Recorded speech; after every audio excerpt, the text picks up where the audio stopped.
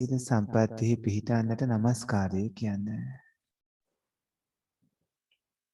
නමෝ තස්ස භගවතු අරහතෝ සම්මා සම්බුද්දස්ස. නමෝ තස්ස භගවතු අරහතෝ සම්මා සම්බුද්දස්ස. නමෝ තස්ස භගවතු අරහතෝ සම්මා සම්බුද්දස්ස. බුද්ධං සරණං ගච්ඡාමි. බුද්ධං සරණං ගච්ඡාමි. ධම්මං සරණං ගච්ඡාමි. ධම්මං සරණං ගච්ඡාමි. සංඝං සරණං ගච්ඡාමි. සංඝං සරණං ගච්ඡාමි. ဒ ුතියම්පි බුද්ධං සරණං ගච්ඡාමි.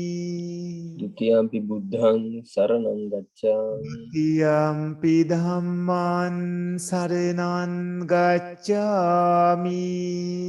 ဒ ුතියම්පි ධම්මං සරණං ගච්ඡාමි. ဒ ුතියම්පි සංඝං සරණං ගච්ඡාමි. ဒ ුතියම්පි සංඝං සරණං ගච්ඡාමි. තතියම්පි බුද්ධං සරණං ගච්ඡාමි. තතියම්පි බුද්ධං සරණං ගච්ඡාමි. තතියම්පි ධම්මං සරණං ගච්ඡාමි. තතියම්පි ධම්මං සරණං ගච්ඡාමි. තතියම්පි සංඝං සරණං ගච්ඡාමි. තතියම්පි සංඝං සරණං ගච්ඡාමි. තිසරණ ගමනං සම්පුන්නං ආමබන්තේ පානාතිපාතා වේරමණී සික්ඛාපදං සමාදියාමි. අනාතිපාතා විරමණී සික්ඛාපදං සමාදියාමි. අදින්නාදාන වේරමණී සික්ඛාපදං සමාදියාමි. අදින්නාදාන වේරමණී සික්ඛාපදං සමාදියාමි. කාමීසු මිච්ඡාචාරා වේරමණී සික්ඛාපදං සමාදියාමි. කාමේසු මිත්‍යාචාරා වේරමණී සික්ඛාපදං සමාදියාමි. මුසාවාදා වේරමණී සික්ඛාපදං සමාදියාමි. මුසාවාදා වේරමණී සික්ඛාපදං සමාදියාමි. සුරාමීරය මජ්ජපමා දට්ඨානා වේරමණී සික්ඛාපදං සමාදියාමි. සුරාමේරය මජ්ජපමා දට්ඨානා වේරමණී සික්ඛාපදං සමාදියාමි. මේ තිසරණ සහිත වූ මේ තිසරණ සහිත වූ පංචශීලය පංචශීලය මාර්ගඵල මාර්ගඵල නිවන් අවබෝධ වීම පිණිසම නිවන් අවබෝධ වීම පිණිසම හේතු වේවා. හේතු වේවා. ඉසරණීන සද්දින් පංචශීලං ධම්මං සාදුකං සුරක්ඛිතං කତ୍වා අප්පමාදීන සම්පාදේත. ආමබන්තේ සමන්ත චක්කවාලේසු අත්‍රා ගච්ඡන්තු දේවතා සද්ධම්මං මුනි රාජස් සුනන්තු සග්ග මොක්කදම් ධම්ම ශ්‍රවණ කාලෝ අයං බදන්තා ධම්ම ශ්‍රවණ කාලෝ අයං බදන්තා ධම්ම ශ්‍රවණ කාලෝ අයං බදන්තා. නමෝ තස් භගවතු අරහතු සම්මා සම්බුද්දස්ස. නමෝ තස් භගවතු අරහතු සම්මා සම්බුද්දස්ස. නමෝ තස් භගවතු අරහතු සම්මා සම්බුද්දස්ස. සාදු සාදු සාදු. කරුණාවන්ත ගුණබර සත්පුරුෂ පින්වත්නි, අභිධර්මය උගන්වන පාඩම් මාලාවේ 20 වෙනි පාඩමයි අද දවසේදී මේ විදිහට ආරම්භ කරන්නේ. අද රත්නපුර පදිංචි සුපින්වත් ව්‍යාපාරික විජයලාල් පෙමසිංහ මැතිතුන් මැතිණිය දූ දරුවන් නිර්මාණය කළ මිනිපුර අමාසාද තපෝවනාරාණ සේනාසනයේ සිට අපත් අපසිස් අපරැක පඤ්ඤාසාර පොඩි හාමුදුරන් වහන්සේත් මේ විදිහට සම්බන්ධ වෙනවා.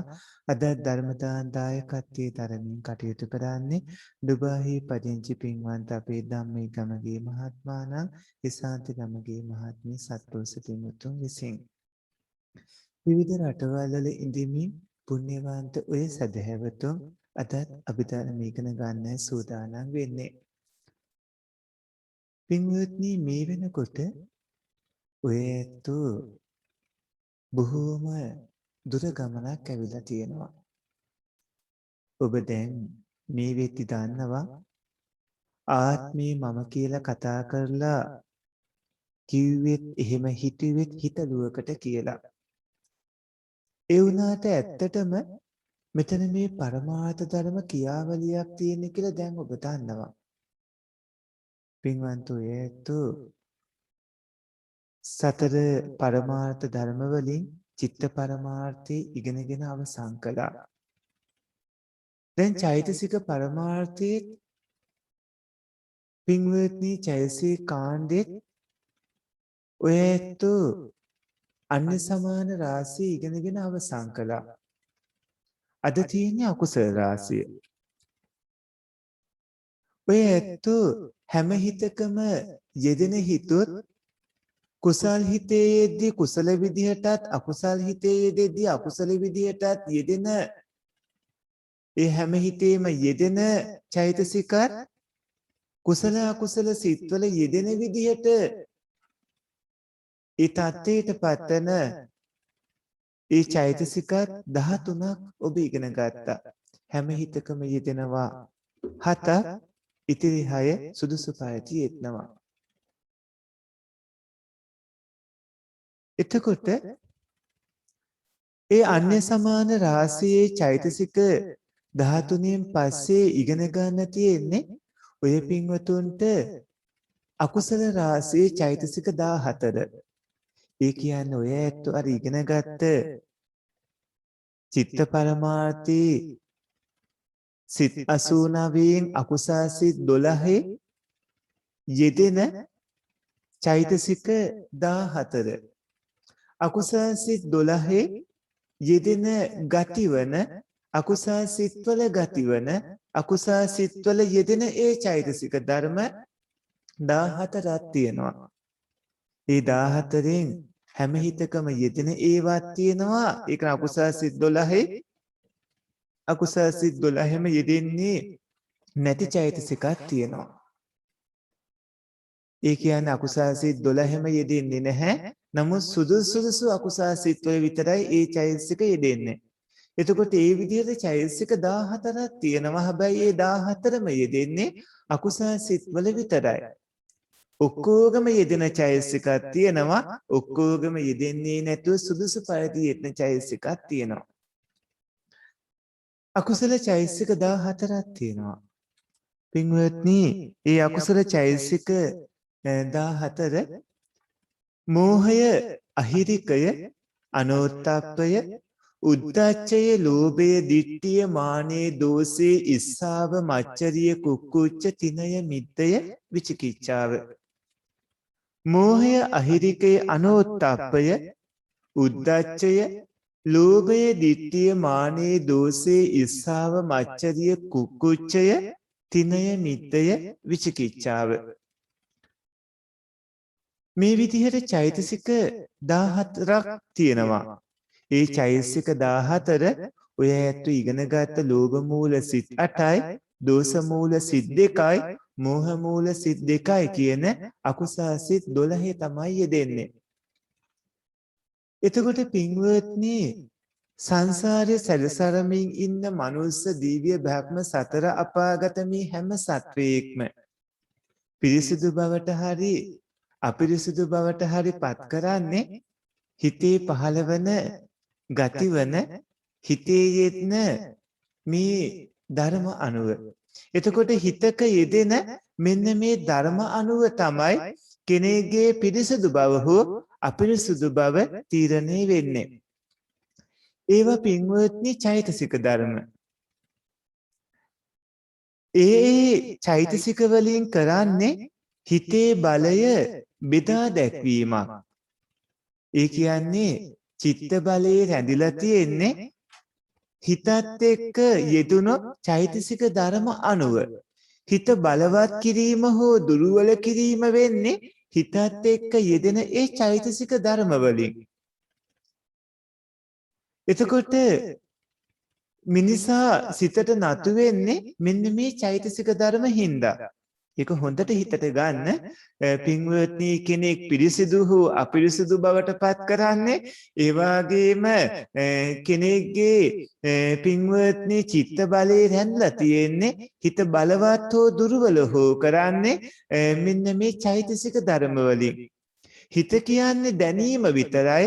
හැබැයි හිතේ බලවත්කම හෝ දුර්වලකම තීරණය වෙන්නේ හිතේ යෙදෙන ගති අනුව. ඒ හිතේ යෙදෙන ගති කියන්නේ චෛතසික ධර්ම. එතකොට අකුසල් සිත් 12 යෙදෙන චෛතසික 14ක් තියෙනවා.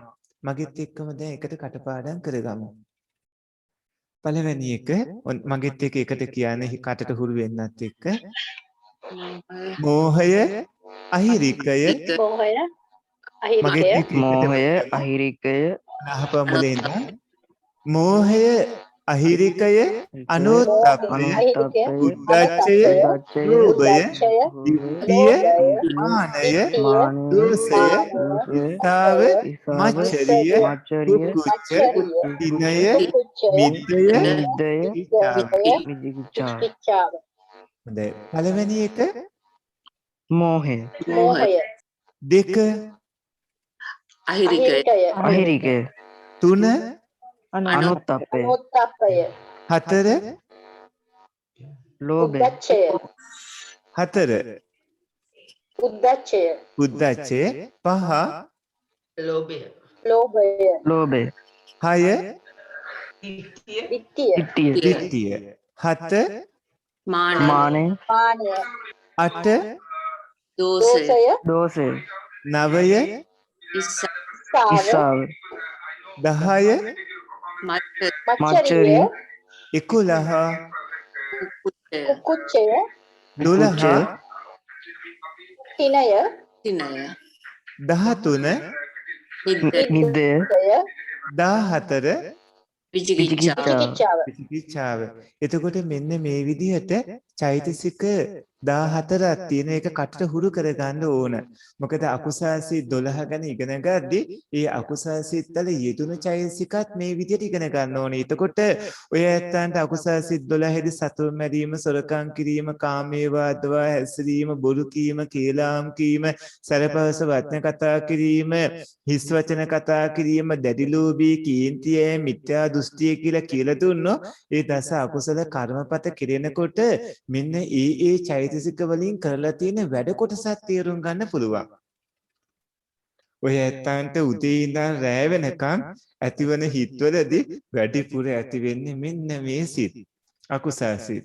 ඔය අකුසල් සිත් වල ඔය ඇත්තන්ට මේ චෛතසික වලින් වැඩිපුරම හුරු පුරුදු වෙලා තියෙන්නේ මොන චෛතසිකද කියලා අද අකුසල් මේ සිත් වල ඉන්න චෛතසික 14 උගන්වලා අවසන් වෙද්දී ඔබම තීරණයකට එන්න. හැබැයි තීරණයකට ඇවිල්ලා මදි.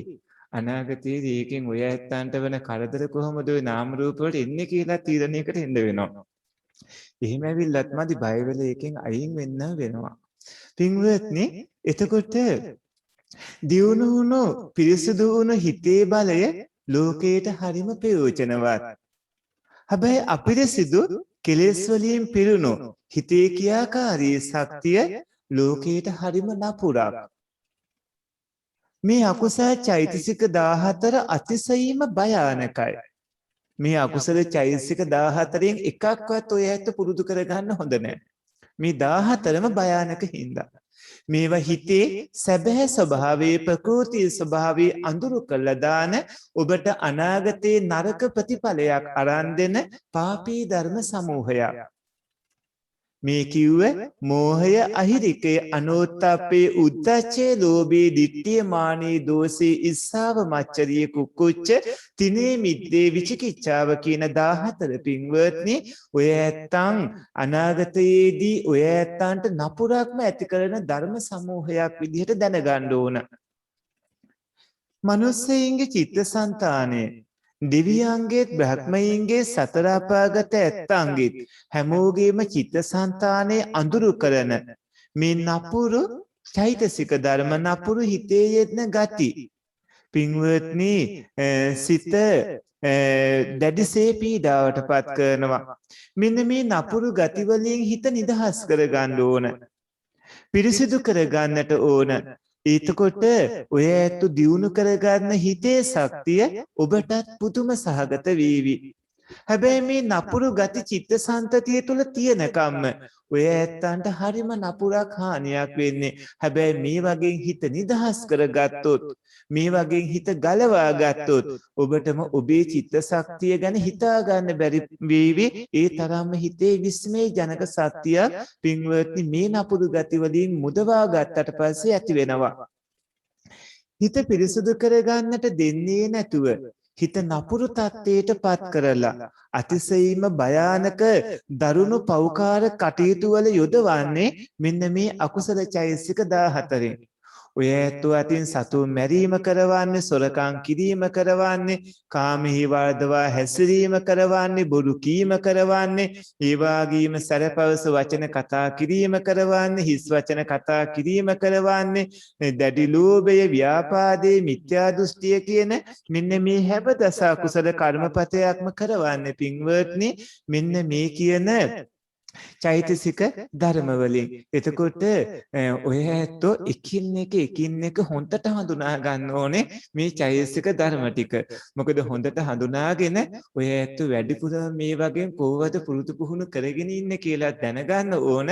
ඊට පස්සේ ඒ හිතට ලැබෙන විපාකය මොන වගේද කියලා දැනගෙන ගරුකාසන්නාචින්න කටත්ත කර්ම විදිය, ditta ධම්ම වේත්නි, උපජ්ජ වේත්නි, අපරාපරිය වේත්නි, අහෝසි කර්ම විදියට ජනක උපත්තම්බක උපීලක උපඝාතකාදී විදිහට මේ කර්ම වැඩපිළිවෙල දැන් ඉස්සරහට ඉගෙන ගන්න වෙනවනේ. ඔය ඇත්තන්ගේ නාම රූප වලට කර්මයේ බලපාන විදිහ ඉගෙන ගන්න වෙනවා. ඒ අනාගතයේ ඉගෙන ගන්න දවසේදී ඔය ඇත්තන්ට මේ දැනගෙන ඉන්න කාරණාවෙන් තේරුම් ගන්න පුළුවන් ඔබ උසගියේ කොහොමද, මිටිුනේ කොහොමද, හැඩරුව වෙනස් වුනේ කොහොමද, ඇස් පේන්නේ කොහොමද, නැත්තේ කොහොමද, ටික කාලයක් හොඳට ඇස් වෙන්න ඊට පස්සේ ඇස් නොපෙනෙන්න ගියේ කොහොමද, ඔය ඔක්කොම උන කාරණා මේවා ඉගෙන ගත්තට පස්සේ තේරුම් ගන්න පුළුවන් ඒ කර්ම විපාක දෙන විදිහම දැනගත්තී. පළවෙනි එක මෝහය. ආරම්මනේ මුයිහතිති මෝහෝ. මෝහය. ආරම්මනේ මුයිහතිති මෝහෝ. අරමුණේ හිත මුලා කරන හින්දා මෝහය කියලා කියනවා. මෙම අරමුණු වල යථා ස්වභාවයෙන් නොපෙනෙන විදිහට හිත මුහා කරන්නේ මෙන්න මේ මෝහයෙන්. පින්වත්නි අරමුණ කියන්නේ ඔය ඇත්තන්ගේ හිතට දැනෙන දේවල් වලට. හිත කියන්නේ දැනීම. ඇසේ හටගන්න චක්කු විඤ්ඤාණයට ඒ දැනීම වෙන ඒ චක්කු විඤ්ඤාණයට දැනෙන්නේ රූපය. එතකොට කනේ ඇතිවන සෝත විඤ්ඤාණයට දැනෙන අරමුණු වෙන්නේ ශබ්දය. නාසයේ ඇතිවන ගහන විඤ්ඤාණයට දැනෙන අරමුණු වෙන්නේ ගන්ධය. දිවේ ඇතිවන ජීවා විඤ්ඤාණයට දැනෙන අරමුණ වෙන්නේ රසය. ශරීරයේ ඇතිවන කාය විඤ්ඤාණයට දැනෙන අරමුණ වෙන්නේ පොට්ටබ්බය. එතකොට ස්පර්ශය. එතකොට ඔය ඇත්තන්ගේ මනෝ විඤ්ඤාණයට දැනෙන අරමුණ වෙන්නේ ධම්මාරම්මන. එතකොට ඒ දැනෙන අරමුණ පින්වත්නි මොන වගේද කියලා ඒ අරමුණේ තියෙන හැබෑ ස්වභාවය අරමුණේ තියෙන ඇතිව නැතුව යන ස්වභාවය, අරමුණේ තියෙන අනිත්‍ය දුක්ඛ අනාත්ම ස්වභාවය, මේ අරමුණ හටගන්න හේතු ඵල ස්වභාවය, ඔය කිසි දෙයක් දකින්න බැරි වන විදිහට ඔය ඇත්තන්ගේ හිතේ පළපැදියම් වෙලා හිත මුලා කරවන්නේ මෙන්න මේ මෝහය කියන චෛතසිකයෙන්. එතකොට නොදැනීම, මෝඩකම, අනුවණකම ආදී නම් වලින් කියන්නේ අවිද්‍යාව වගේ නම් වලින් කියන්නේ මෙන්න මේ මෝහය. ඔය ඇත පටිච්ච සමුප්පාදයේදීම අවිද්‍යාව කියලා කතා කරනකොට මෙන්න මේ මෝහය. එතකොට රූප, වේදනා, සංඥා, සංකාර, විඥාන කියන ස්කන්ධ පහේ තියෙන ඇත්ත ස්වභාවය දැනගන්න බැරි වන විදිහට හිත මුලාවටපත් කරන්නේ පින්වත්නි මෙන්න මේ මෝහයෙන්. පටිච්ච සමුප්පාද ධර්මදේශනාවේදී අවිජ්ජා කියලා කතා කරන්නේ මේ මෝහයට. අවිද්‍යාව නිසා පිනුත් රැස් වෙනවා, පවුත් රැස් වෙනවා. එතකොට මේ පින්පව් හින්දා ප්‍රතිසන්දි විඥානයක් පහළ වෙනවා. හැබැයි මේක වෙන්නේ කොහොමද කියන එක තේරුම් ගන්න හොඳටම පුළුවන්කම ලැබෙන්නේ ඔය ඇත්ත අභිධර්මයේ මේ විදිහට එකින් එක ඉගෙනගෙන යද්දි කොහොමද ඕක සිද්ධ වෙන්නේ කියලා. එතකොට මෝහය කියන්නේ ආරම්මනේ මුහ්‍යති මෝහෝ. දැන් පැහැදිලිනේ එක නේද? අරමුණෙහි සිත මුලා කරන හින්දා මෝහේ වෙනවා. දැන් හිතකට හිතන්න අද උදේ ඉඳන් මේ අභිධර්ම පන්තිය පටන් ගන්නකම් ඔය ඇත්තන්ගේ ඇසින්, කනින්, නාසයෙන්, දිවෙන්, ශරීරයෙන්, සිතින් ගත්ත හැම අරමුණකම සැබෑ ස්වභාවයේ වහන මේ මෝහය හිතේ යෙදෙමින් පැවතුන විදිය ගැන ඔබට කල්පනා කරන්න පුළුවන්ද? කොච්චරක් කාලයක් තියෙන්නේ නැද්ද? දවසින් වැඩිම කාලයක්ද අඩුම කාලයක්ද? තිබුණේම නැද්ද මෝහය? හොඳයි පින්වත්නි, මෝහය කියන්නේ දැන් ඔය ඇත්තෝ මේ දහම් කවුණු දැනගන්නා වගේ මේක ජීවිතයට ගලප ගන්න ඕන. අරමුණේ සැබෑ ස්වභාවය වහලා දාන తত্ত্বය නැත්තම් අරමුණේ හිත මුලා කරන හින්දා මේක මෝහය කියලා කියන්නේ. හැබැයි ස්වභාවයේ දකින්න බැරි වන විදිහට සිත මුලා කරන ධර්මතාවයේ මෝහය. ඔය ඇත්තන්ගේ නම් අද උදේ ඉඳන් හවස් වෙනකන් ගත්තොතින් 99.99%ක්ම මෝහයත් එක්ක ඉඳ ඇත්තේ. එතකොට සති සම්පජාන යෝනිසෝ මානසිකාරයෙන් ඉන්න අයට නම් එහෙම ප්‍රශ්නයක් නැහැ. ඊළඟ දෙවෙනි එක පින්වත්නි අහිරිකය. අහිරිකය න හිරියති න ලජ්ජතිති අහිරිකෝ. න හිරියති න ලජ්ජතිති අහිරිකෝ. පව කිරීමට ලැජ්ජා නොවන ස්වභාවයක් හඳුන්වන්නේ අහිරිකය කියලා. පාප කර්ම කරන්න ලැජ්ජා වෙන්නේ නැති ස්වභාවය හඳුන්වන්නේ අහිරිකය කියලා. අකුසාසිත 12 යෙදෙන චෛතසික ධර්ම 14න් දෙවනි එක වෙන්නේ අහිරිකය. එතකොට ඔය ඇත්තෝ ශරීරයෙන්, ඔය ඇත්තෝ ඔබේ වචනයෙන්, ඔය ඇත්තෝ ඔබේ හිතින් යම් යම් අකුසල කර්ම කරගන්නවා. හිත කය වචනය කියන දොරවල් තුනක්. එතකොට මේ දොරවල් තුනෙන් ඔය ඇත්ත කරගන්න අකුසල කර්ම තමයි දස අකුසල කර්ම කියලා කියන්නේ. සතුන් මැරීම කරගන්නවා ශරීරයෙන් ඒක වෙන්නේ. සොරකම් කිරීම ශරීරයෙන් කරගන්නේ. කාමේ වාදව හැසිරීම ශරීරයෙන් කරගන්නේ. බොරු කීම වචනයෙන් කරගන්නේ. ඒ වගේම සැරපවස වචන කතා කිරීම වචනයෙන් කරන්නේ. හිස් වචන කතා කිරීම වචනයෙන් කරන්නේ. ඒ වගේම දැඩි ලෝභය හිතින් කරන්නේ. කේන්ති යෑම සිතින් වෙන්නේ. එතකොට මිත්‍යා දෘෂ්ටි ඇති වෙන්නේ හිතින්. මේ විදිහට පින්වත්නි ඔය ඇත්තෝ තුන්දොරින් දස අකුසල කර්මපත කරනකොට ඒ දස අකුසල කර්මවලට පිළිකුල් වෙන්නේ නැති, ලැජ්ජා වෙන්නේ නැති ස්වභාවය තමයි මේ අහිරිකය කියන ධර්මය. අහිරිකය කියන්නේ ඒ දස අකුසල පාප කර්ම වලට ලැජ්ජා නොවන ස්වභාවය. ඒකට පිළිකුල් නොවන ස්වභාවය. කාගේ හරි කෙනෙක්ගේ හිතේ මෙන්න මේ අහිරිකය කියන පවට ලැජ්ජාවක් නැතිකම යෙදුනේ නැත්නම් එතකොට ඒකේනා පින්වත්නි පාප කර්ම කරන්න පෙළඹෙන්නේ නැහැ. අහිරිකය කියන්නේ පවට ලැජ්ජාවක් නැතිකම. එතකොට පවට ලැජ්ජාවක් නැතිකම කාගේ හරි හිතේ යෙදෙන්නේ නැත්නම් ඒකේනා පාප කර්ම කරන්නේ. හිතේ අහිරිකේ යෙදුනහම හැම පාප කර්මයක්ම කරනවා. ඒක හරියට මෙහෙම තේරුම් ගන්න ඕනේ. ගම් ඌර අසූචි වලට පිළිකුල් කරන්නේ නෑ වගේ තමයි මේ අහිරිකය හැම අකුසල කර්මයක්ම පිළිකුල් කරන්නේ නැතුව ඒකට ගොඩක් කැමැත්තක් ඇති කර ගන්නවා. මේ අහිරිකය. ඊට පස්සේ පින්වත්නි අනුත්ථප්පේ. අනුත්ථප්පේ කියන්නේ න උත්තප්පතිති අනුත්ථප්පං න උත්තප්පතිති අනුත්ථප්පං. පව් කිරීමට බය නැති ස්වභාවය තමයි අනෝත්ථප්පේ කියලා කියන්නේ. ඔය ඇත්තන්ට අකුසල් සිත් 12 යෙදනවා නම් ඔය අනෝත්ථප්පයත් බලාපොරොත්තු වෙන්න වෙනවා. පාප කර්ම කරන්න බය නැති ස්වභාවයක් ඇති වෙනවා.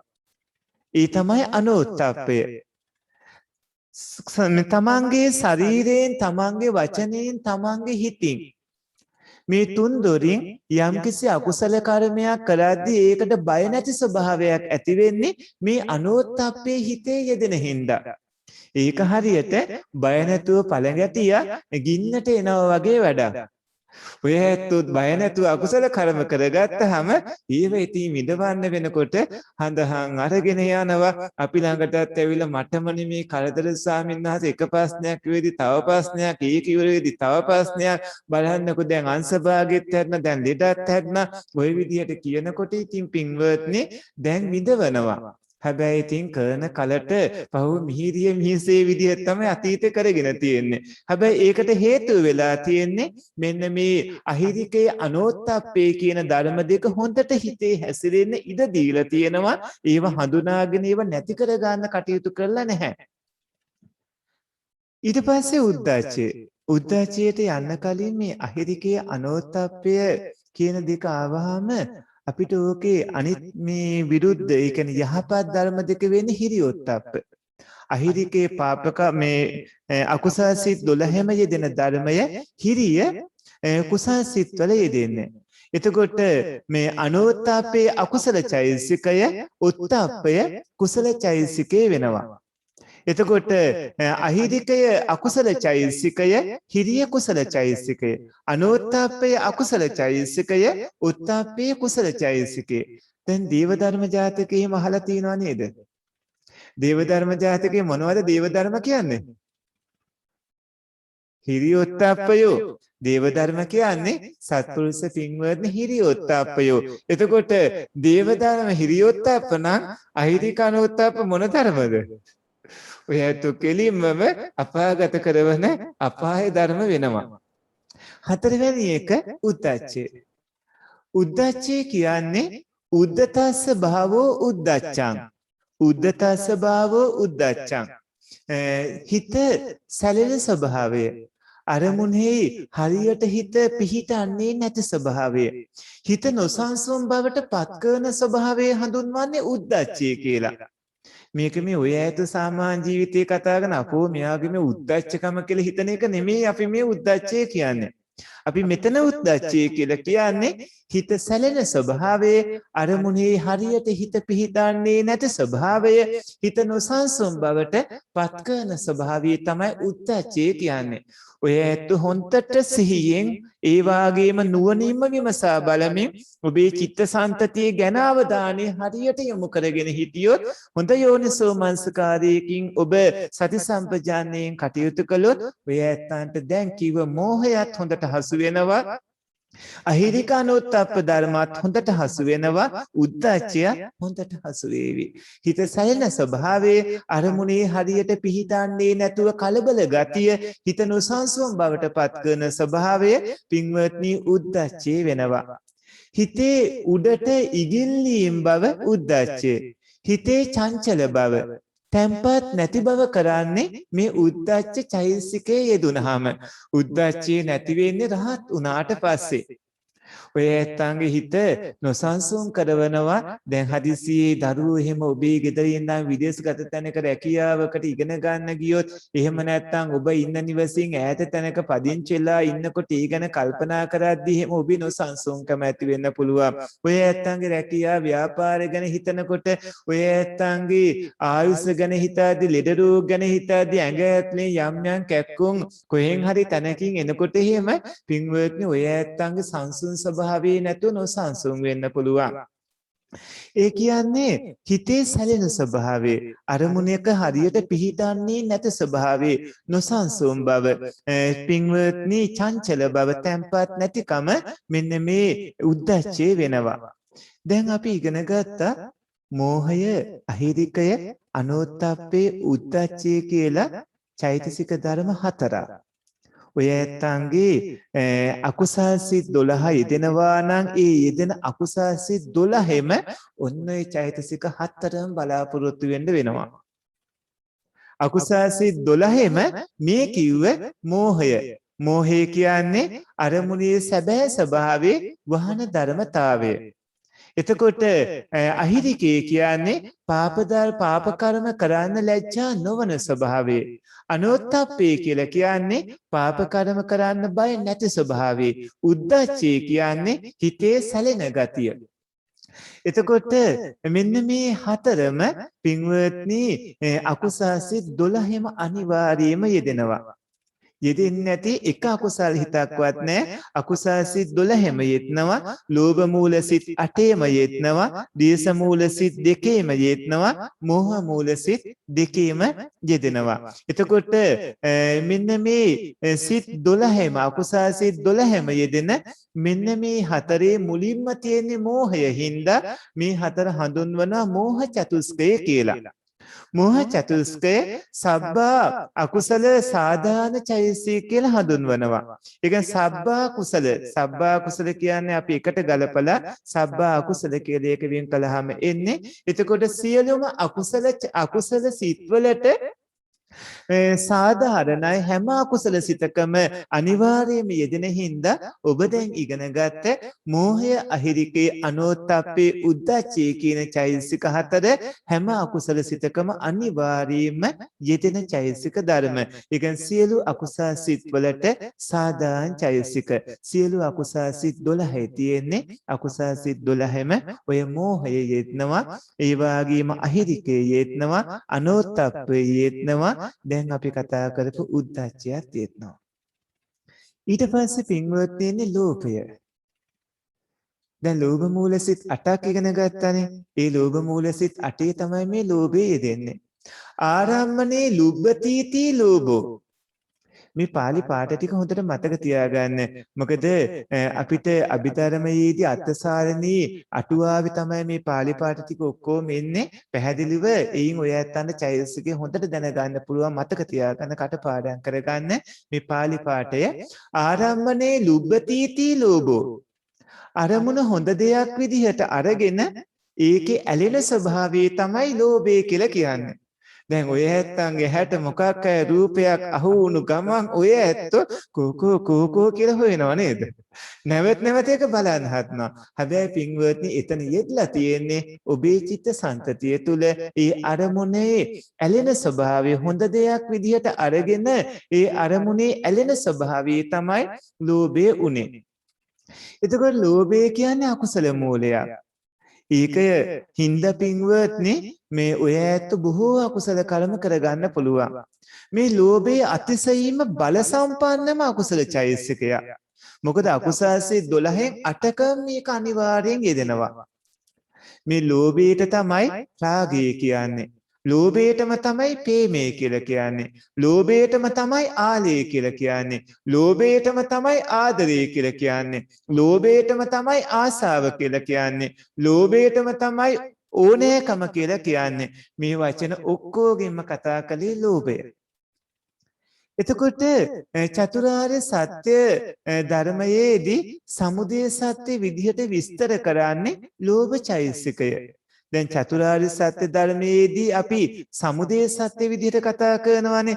සමුදය සත්‍ය විදිහට තණ්හා විදිහට විස්තර කරනකොට ඒ කාම තණ්හා, භව තණ්හා, විභව තණ්හා විදිහට එන්නේ මෙන්න මේ ලෝභ චෛතසිකය. මේ ලෝභ චෛතසිකය පින්වත්නි යෙදෙන්නේ ලෝභ මූල අකුසල් සිත් 8 විතරයි. අනිත් කිසිම හිතක මේ ලෝභ චෛතසිකය යෙදෙන්නේ නැහැ. චතුරාර්ය සත්‍ය ධර්මයේදී ලෝභය ගැන අපිට කතා කරන්න තියෙන්නේ සමුදය සත්‍ය තුලදී. එතකොට ලෝභය කියලා කියන්නේ ආරම්මනේ ලුබ්බතිති ලෝභෝ, අරමුණ හොඳ දෙයක් විදිහට අරගෙන ඒකේ ඇලෙන ස්වභාවය තමයි ලෝභය කියලා කියන්නේ. ඊට පස්සේ දිට්ඨිය.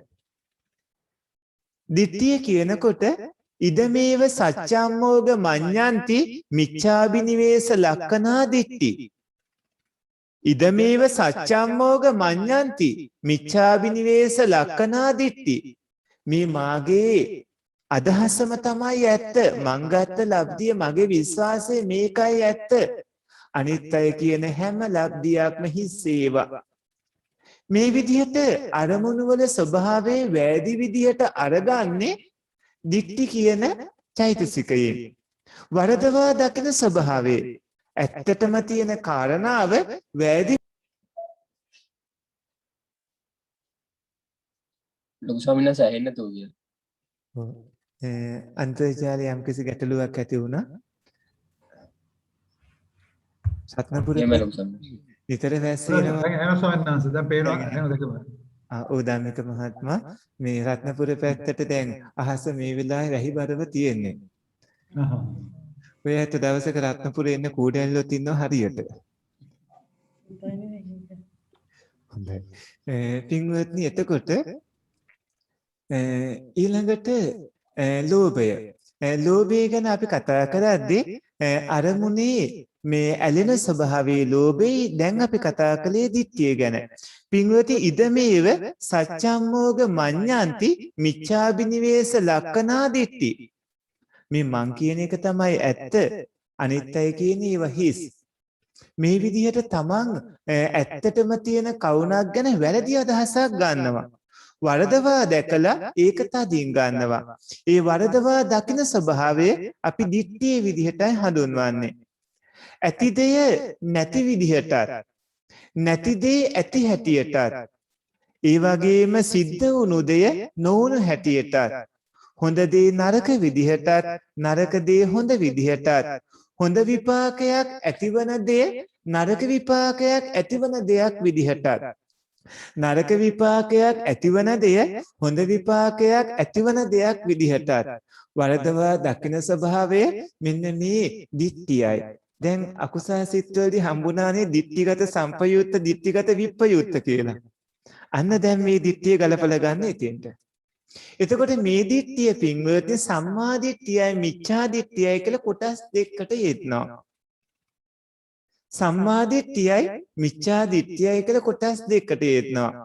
සම්මා දිට්ඨිය කියලා කියන්නේ තියෙන කාරණාව ඇත්තටම ඇතිසැටියෙන් හරියටම නියමාකාරයෙන්ම දකින නුවණට. මිච්ඡා දිට්ඨිය කියලා කියන්නේ තියෙන කාරණාව හරියට දකින්න නැතුව වරදවා වැරදි විදිහට දකින ස්වභාවය. දැන් ඔය ඇත්තන්ට දැනනවා ඇති ඔබ ධර්ම දේශනා ගණනාවක් අහනවා වගේ කියලා. ඒ තරම පින්වත්නි හරිම විශිෂ්ටයි බලන්න ඔක්කොම ගැළපිලා එන හැටි. ඔබේ ඥානේ හරි ප්‍රබල විදිහට හොන්තට දියුණු වෙන ඇති මේ කවුන ටික අහනකොටම. එතකොට මිච්ඡා දිට්ඨිය කියන්නේ කාරණේ වරදවා දකින ස්වභාවය. මෙතන කියවෙන්නේ පින්වත්නි මිච්ඡා දිට්ඨියයි සම්මා දිට්ඨිය නෙමේ අකුසල් සිත් 12 යෙදෙන්නේ මිච්ඡා දිට්ඨිය. එතකොට මේ මිච්ඡා දිට්ඨිය යෙදෙන හිත් වෙනම තියෙනවා. මිච්ඡා දිට්ඨිය යෙදෙන්නේ නැති හිතුත් තියෙනවා. එතකොට මිච්ඡා දිට්ඨියේ ප්‍රභේද තියෙනවා. අහේතුක දෘෂ්ටිය, අක්‍රීය දෘෂ්ටිය, නාස්තික දෘෂ්ටිය කියලා. ඒව ඉස්සරහට අනාගතයේදී අපි උගන්වනවා දෘෂ්ටිය ගැන උගන්වද්දී. එතකොට අහේතුක දිට්ඨිය, අක්‍රීය දිට්ඨිය, නාස්තික දිට්ඨිය කියලා. මේ විදිහට ඇතිවන මිත්‍යා දෘෂ්ටිය අතිශයින්ම බලවත්. මිත්‍යා දෘෂ්ටිය ඉන්ද්‍රජාලාවකට පිසාචයෝ ගොඩක් ඉන්න නගරයකට සමානයි කියලා බුදුරජාණන් වහන්සේ දේශනා කරලා තියෙනවා. එතකොට ලෝභ මූලික දිට්ඨිගත සම්පයුත්ත හිත්වල තමයි මේ දිට්ඨිය යෙදෙන්නේ. මිච්ඡා දිට්ඨිය යෙදෙන්නේ ලෝභ මූල සිත්වල දිට්ඨිගත සම්පයුත්ත සිත්වල. එතකොට මිත්‍යා දෘෂ්ටිය සමග යෙදෙන සිත්වල ඒ හිත් අතරේ මෙන්න මේ දිට්ඨිය යෙදෙනවා. ඊට පස්සේ පින්වත්නි මානෙ මේක නම් ලේසියෙන් අයින් කරන්න අමාරුයි හුඟක් අයට.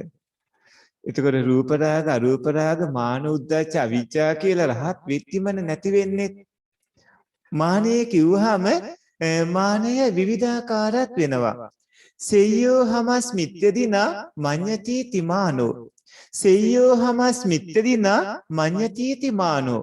මම ශ්‍රේෂ්ඨ වෙනවා විදිහට මේ ශ්‍රේෂ්ඨ වෙනවා ආදී විදිහට හිතනවා නම් ඒ ස්වභාවයේ මානිය කියලා හඳුන්වන්නේ. සීයමාන, සරිසමාන, හීනමාන කියලා මානියේ 3 ආකාරයක් වෙනවා. තවත් මානිය ගැන කතා කරන්න පුළුවන් විවිධ පැති තියෙනවා.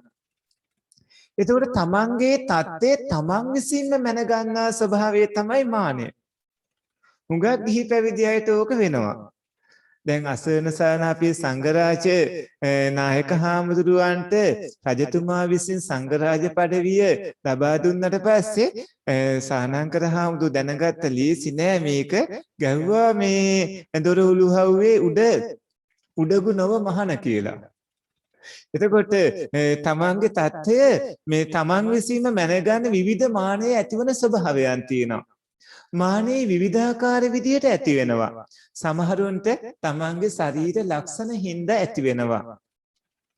හැඩ වැඩන ඒ වගේම පිරිමි අය ගිහිම ඇඟ විවිධාකාර විදියට ජව සම්පාන සත්‍යමත් බොහොම මාංශ පේශියම හොඳට පිරලා තියෙනවා නම් කාන්තායේගේ රූපෙහිම ලස්සන විවිධ ස්වභාවයන් තියෙනවා නම් මානේ ඇති වෙන්න පුළුවන් ශරීර ලක්ෂණත් එක්ක.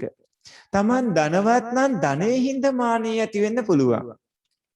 තමන්ගේ වයස හින්දා මේ තාම මේ අතදරුව වගේ පුංචි ළමයි නෙමේ අපිට මේවා කියන්නේ ඉන්නේ අපි මේ හොඳටම මේ වයසේ අපිව ඔක්කොම දන්නවා කියලා ඒ විදිහට තමන්ගේ වයස හින්දා මානෙ ඇති වෙන්න පුළුවන්. තමන්ගේ සීලාදී ගුණේ හින්දා මේ අපි වගේ සිල්වත් නෑනේ ඕ කට්ටි කියලා ඒ විදිහට මානෙ ඇති වෙන්න පුළුවන්. තමන්ගේ ජාතිය හින්දා අපි සිංහල ජාතිය මේ වෙනත් ජාතීන් කියලා එහෙම මානෙ ඇති වෙන්න පුළුවන්. තමන්ගේ ගෝත්‍රයේ හින්දා මේ වගේ විවිධ විදිහට තමාගේ தත්ත්වයේ තමා විසින්ම මැනගන්නා ස්වභාවයක් ඇති වෙන්න පුළුවන්. සෙය්‍යමාන, සදිසමාන, හීනමාන කියලා හඳුන්වන්නේ මේ චෛතසිකයේම 3 ආකාරයක්. ඒක එකක් විදිහට ගත්තාම එකක් 3 බැගින් ගත්තාම මානය 9 ආකාරයක් වෙනවා. සෙය්‍යමාන, සරිසමාන, හීනමානය කියලා ගත්තාම මානය 9 ආකාරයක් වෙනවා. සෙය්‍යමානය ගත්තාම සෙය්‍යමානයේදී මම ශ්‍රේෂ්ඨයාට සමාන වෙනවා. මම ශ්‍රේෂ්ඨයාට වඩා ශ්‍රේෂ්ඨ වෙනවා. මම ශ්‍රේෂ්ඨයාට වඩා හීන වෙනවා කියලා. ඒ වගේම සදිසමානයේදී මම සදිසයාට සමාන වෙනවා. මම සමාන කෙනාට වඩා ශ්‍රේෂ්ඨ වෙනවා. මම සමාන කෙනාට වඩා හීන වෙනවා. ඒ වගේම හීනමානයක් ගත්තාම මම හීනයාට වඩා ශ්‍රේෂ්ඨ වෙනවා. මම හීනයා හා සමාන වෙනවා. මම හීනයාට වඩා හීන වෙනවා. ওই විදිහට පින්වත්නි 9 ආකාරයකට එනවා. සෙය්‍යමාන, සරිසමාන, හීනමාන. මෙතනදී ගරු කලායට පින්වත්නි ගරු කිරීම, වැඳිය යුතු අයට වැඳීම, අවවාද පිළිගන්නට තියෙන අකමැති ස්වභාවයේ ඇති වෙන්නේ මේ මානෙ හින්දා. සමහර ගරු කළ යුතු අය දකිනවා. හැබැයි ගරු කරන්න වෙයි කියලා හිමීට මග හරිනවා. ඒ වගේම වඳින්න ඕන තමන්ට වඩා වැඩිහිටියෙක් එනවා. වඳින්න වෙයි කියලා මග හරිනවා. තමන්ට අවවාද කරනවා මේක වැරදි, ඕක කොහොම නෙමෙයි වෙන්න ඕන කියලා. නමුත් ඒක පිළිගන්නේ. ඒ වගේ වෙන්නේ මේ ඇතිවන මානෙ හින්දා. මේ මානෙ ඇති වෙන්නේ අකුසාසිත 12 දිට්ඨිගත විප්පයුත්ත අකුසාසිත 4. එතකොට දිට්ඨිගත විප්පයුත්ත අකුසාසිත 4 තමයි මේ මානෙ ඇති වෙන්නේ. ලෝභ, දිට්ඨි, මාන කියන චෛතසික 3 ලෝභතිකේ විදිහට හඳුන්වන්නේ. ඒ කියන්නේ ලෝභයත් එක්ක යෙදෙන චෛතසික ධර්ම හින්දා ලෝභේ, දිට්ඨිය, මානෙ කියන චෛතසික ධර්ම 3. චුල්ල නිද්දේශේ පුද්ගලයාගේ පංචේන්ද්‍රිය මුල් කරගෙන මනවඩන රූප, ශබ්ද, ගන්ධ, රස, ස්පර්ශයන් ලැබමින් මෙතරම් ආස්වාදයක් රසයක් ලබනවා කියලා මානය ඇති වෙනවා. මානය මේ විදිහට 5 ආකාරයක් වෙනවා. රූපේ නිසා, ශබ්දේ නිසා, ගන්ධේ නිසා, රසේ නිසා, ස්පර්ශේ නිසා ඇතිවන මානය. මානය තව විදිහකට 6 ආකාරයක් වෙනවා. මේ චක්කු සම්පත්තිය නිසා මානෙ ඇති වෙනවා. ගහන සම්පත්තිය නිසා මානෙ ඇති වෙනවා. ඒ කියන්නේ ඇස්වල පෙනීම හින්දා මානෙ ඇති වෙනවා. අඩයට වඩා මට හොඳට පේනවා. ඒ වගේම ගඳ සුවඳ දැනෙද්දි අරයාගේ නම් මස්දළු එහෙම හැදලා හැබැයි මගේ එහෙම නෑ මට හොඳට දැනෙනවා. මට හොඳට කන් ඇහෙනවා අරයට වඩා. නැත්තම් එයාට වඩා මට කන් ඇහෙනවා අඩුයි. ඒ සිය මාංශ සමාන හීනමාන කොයි විදිහටයි ඇති වෙන්න පුළුවන් මේ සම්පatti හින්දා. හය ආකාරයකට රස දැනීමේදී එයාට එහෙම දැනෙන්නේ මට මේ ඔක්කොම හොඳට දැනෙනවා කාය සම්පත්තියදිත් මනෝ සම්පත්තිය මට හොඳට මතක සත්‍යයක් තියෙන කල්පනා සත්‍යයක් තියෙනවා හැබැයි මෙයාට වඩා මගේ මතක සත්‍ය අඩුයි ඔය වගේ පින්වත්නි හය ආකාරයකට මානිය ඇති වෙන්න පුළුවන් තවත් මානිය ඇති වෙන්න පුළුවන් හත් ආකාරයක් තියෙනවා ඒ තමයි මානය අතිමානය මානාතිමානය ඕමානය කියන රට නෙමෙයි මෙතන කියන්නේ අදිමානය අස්මිමානය මිච්ඡාමානය කියලා. එතකොට මානය අතිමානය මානාතිමානය ඕමානය අදිමානය අස්මිමානය මිච්ඡාමානය කියලා. මේ විදිහට මානය හත් ආකාරයක් වෙනවා මම ඒක අද විස්තර කළේ නෑ ඉදිරි අනාගතයේදී ඔය ඇත්තන්ට විස්තර වෙනවා. එතකොට මානයේ නවාකාර ස්වභාවයකුත් තියෙනවා මහා නිද්දේශ එනවා අර ඉස්සෙල්ලා අපි කිව්ව මම ශ්‍රේෂ්ඨයාට සමාන වෙනවා ශ්‍රේෂ්ඨයාට වඩා ශ්‍රේෂ්ඨ වෙනවා ශ්‍රේෂ්ඨයාට වඩා හීන වෙනවා සීයමානයක් ගන්නවා සදිසමානයත් මේ තුන් ආකාරයට ගන්න ඕන හීනමානයත් මේ තුන් ආකාරයට ගත්තාම මේක නව ආකාරයක් වෙනවා තව 10 ආකාරයකටත් මානිය ඇති වෙන්න පුළුවන් ජාතියේ හින්දා ගෝත්‍රයේ හින්දා කුලයේ හින්දා පෞල් පරම්පරාව හින්දා අපි මේ වංශවත් පෞල් පරම්පරාව කියලා මානිය ඇති වෙන්න පුළුවන්. එතකොට මේ රූප ස්වභාවයේ හින්දා ධනවත්කම හින්දා අධ්‍යාපනයේ හින්දා කර්මාන්තයේ තමන් කරන රැකියාව හින්දා තමන් ඉගෙනගත්ත ගුරුකුල හින්දා මේ අපේ ගුරුකුල මෙහෙම ගුරුකුල වලින් ඉගෙන ගන්නට ඕන. දැන් සමහර කට්ටිය අභිධර්මයේ හිම ඉගෙනගත්ත ගුරුකුලත් බලනවානේ. දැන් මෑත කාලේ හිම සමහර උදවිය දැන් පාසල් එහෙම ගත ඔයා කොයි පාසලද ගියේ කියලා බලනවා. ගමේ පාසලක් වුණොත් තමන්ගේ මට්ටමට වඩා පහළයි කියලා සලකනවා. මේ වගේ මේ විවිධ මනින ස්වභාවිත ඒ මානේ ඒ අකුසල් හිත්වලේත්න මානේ.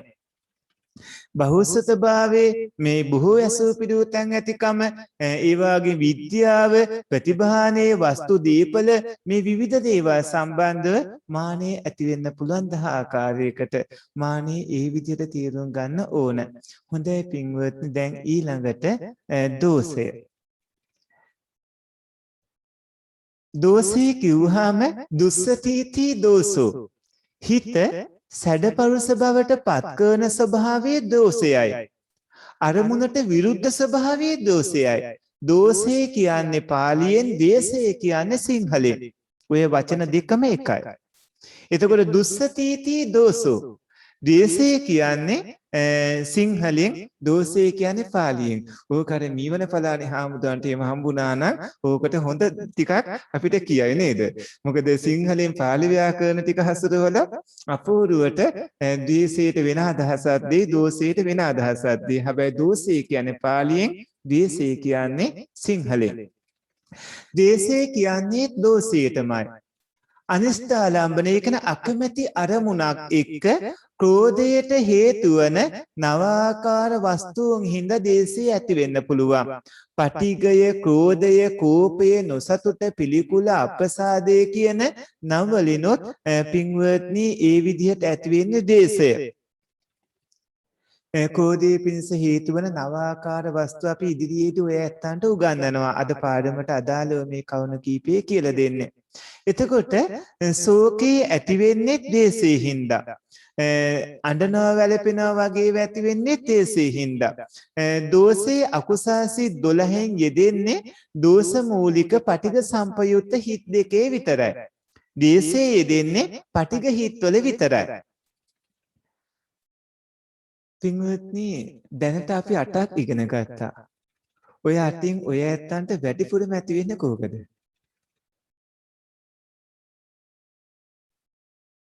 ඇති වෙන්නේම නැද්ද? මෝහය ලෝභය ලෝභය ද්වේෂය ද්වේෂය උද්දච්චය සම්නුස් උද්දච්චය සමාන්‍ය මෝහයනේ මෝහය. මෝහය. දැන් දෙන්නෙක් විතර කිව්වා මෝහය. මානය වගේ. සබ්බ අකුසල සාධාරණ මොහේ සෝනාස. මොහේ තමයි වැඩි ස්වාමීන් මෝහය. කුසල ඒ සාධාරණ කියන්නේ චෛතසික 4 යෙදෙනකොට ඔව් වහන්සේ. අනිවාර්යයෙන්ම අකුසල සාධාන චෛතසික 4 නේද? ඒකෙන් ප්‍රබලම කාරණා වෙන්නේ මොකද්ද? මොහේ මෝහය. දැන් දේශේ යෙදනවා නම් දේශේ යෙදන හිත් කීයක්ද තියෙන්නේ? ඒකයි ලොකු සාධාරණ දෙකයි. එතකොට දවසට මුළු දවසම කේන්තියෙන් තින්නේ නෑනේ. එතකොට දැන් මෝහය ගත්තා මෝහයේ යෙදෙන සිත් ඔක්කොම කීයක් තියෙනවද? 8යි. 12යි. එතකොට දැන් මෝහයේ 12ම යෙදෙනවනේ. එතකොට මෝහයේ යෙදෙන සිත් 12ක් තියෙනවා. දැන් ලෝභයේ යෙදෙන සිත් 8යි තියෙන්නේ.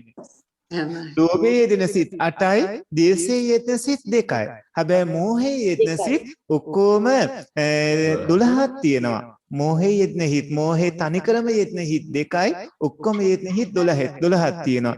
ඒතකොට මෝහයත් එක්ක අහිරිකයේ අනෝත්තාපය, උද්දච්චය කියන ධර්ම ටිකක් යෙදෙනකොට ඒවා ඔය 12ෙම යෙදෙනවනේ.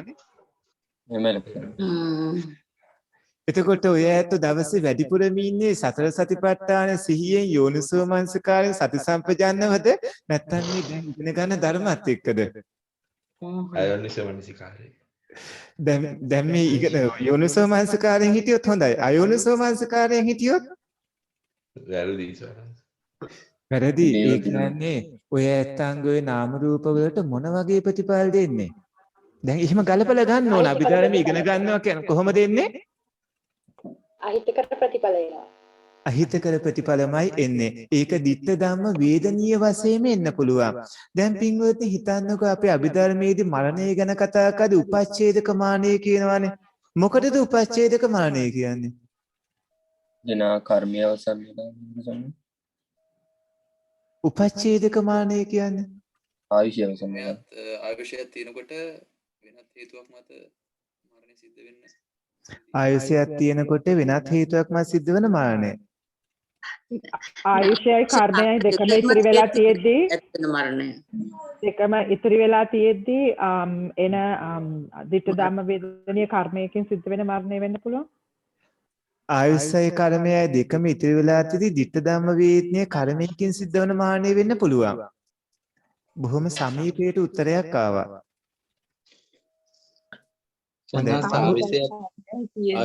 ආවිෂය අනතුරු වලින් සිද්ධ වෙන මරණ.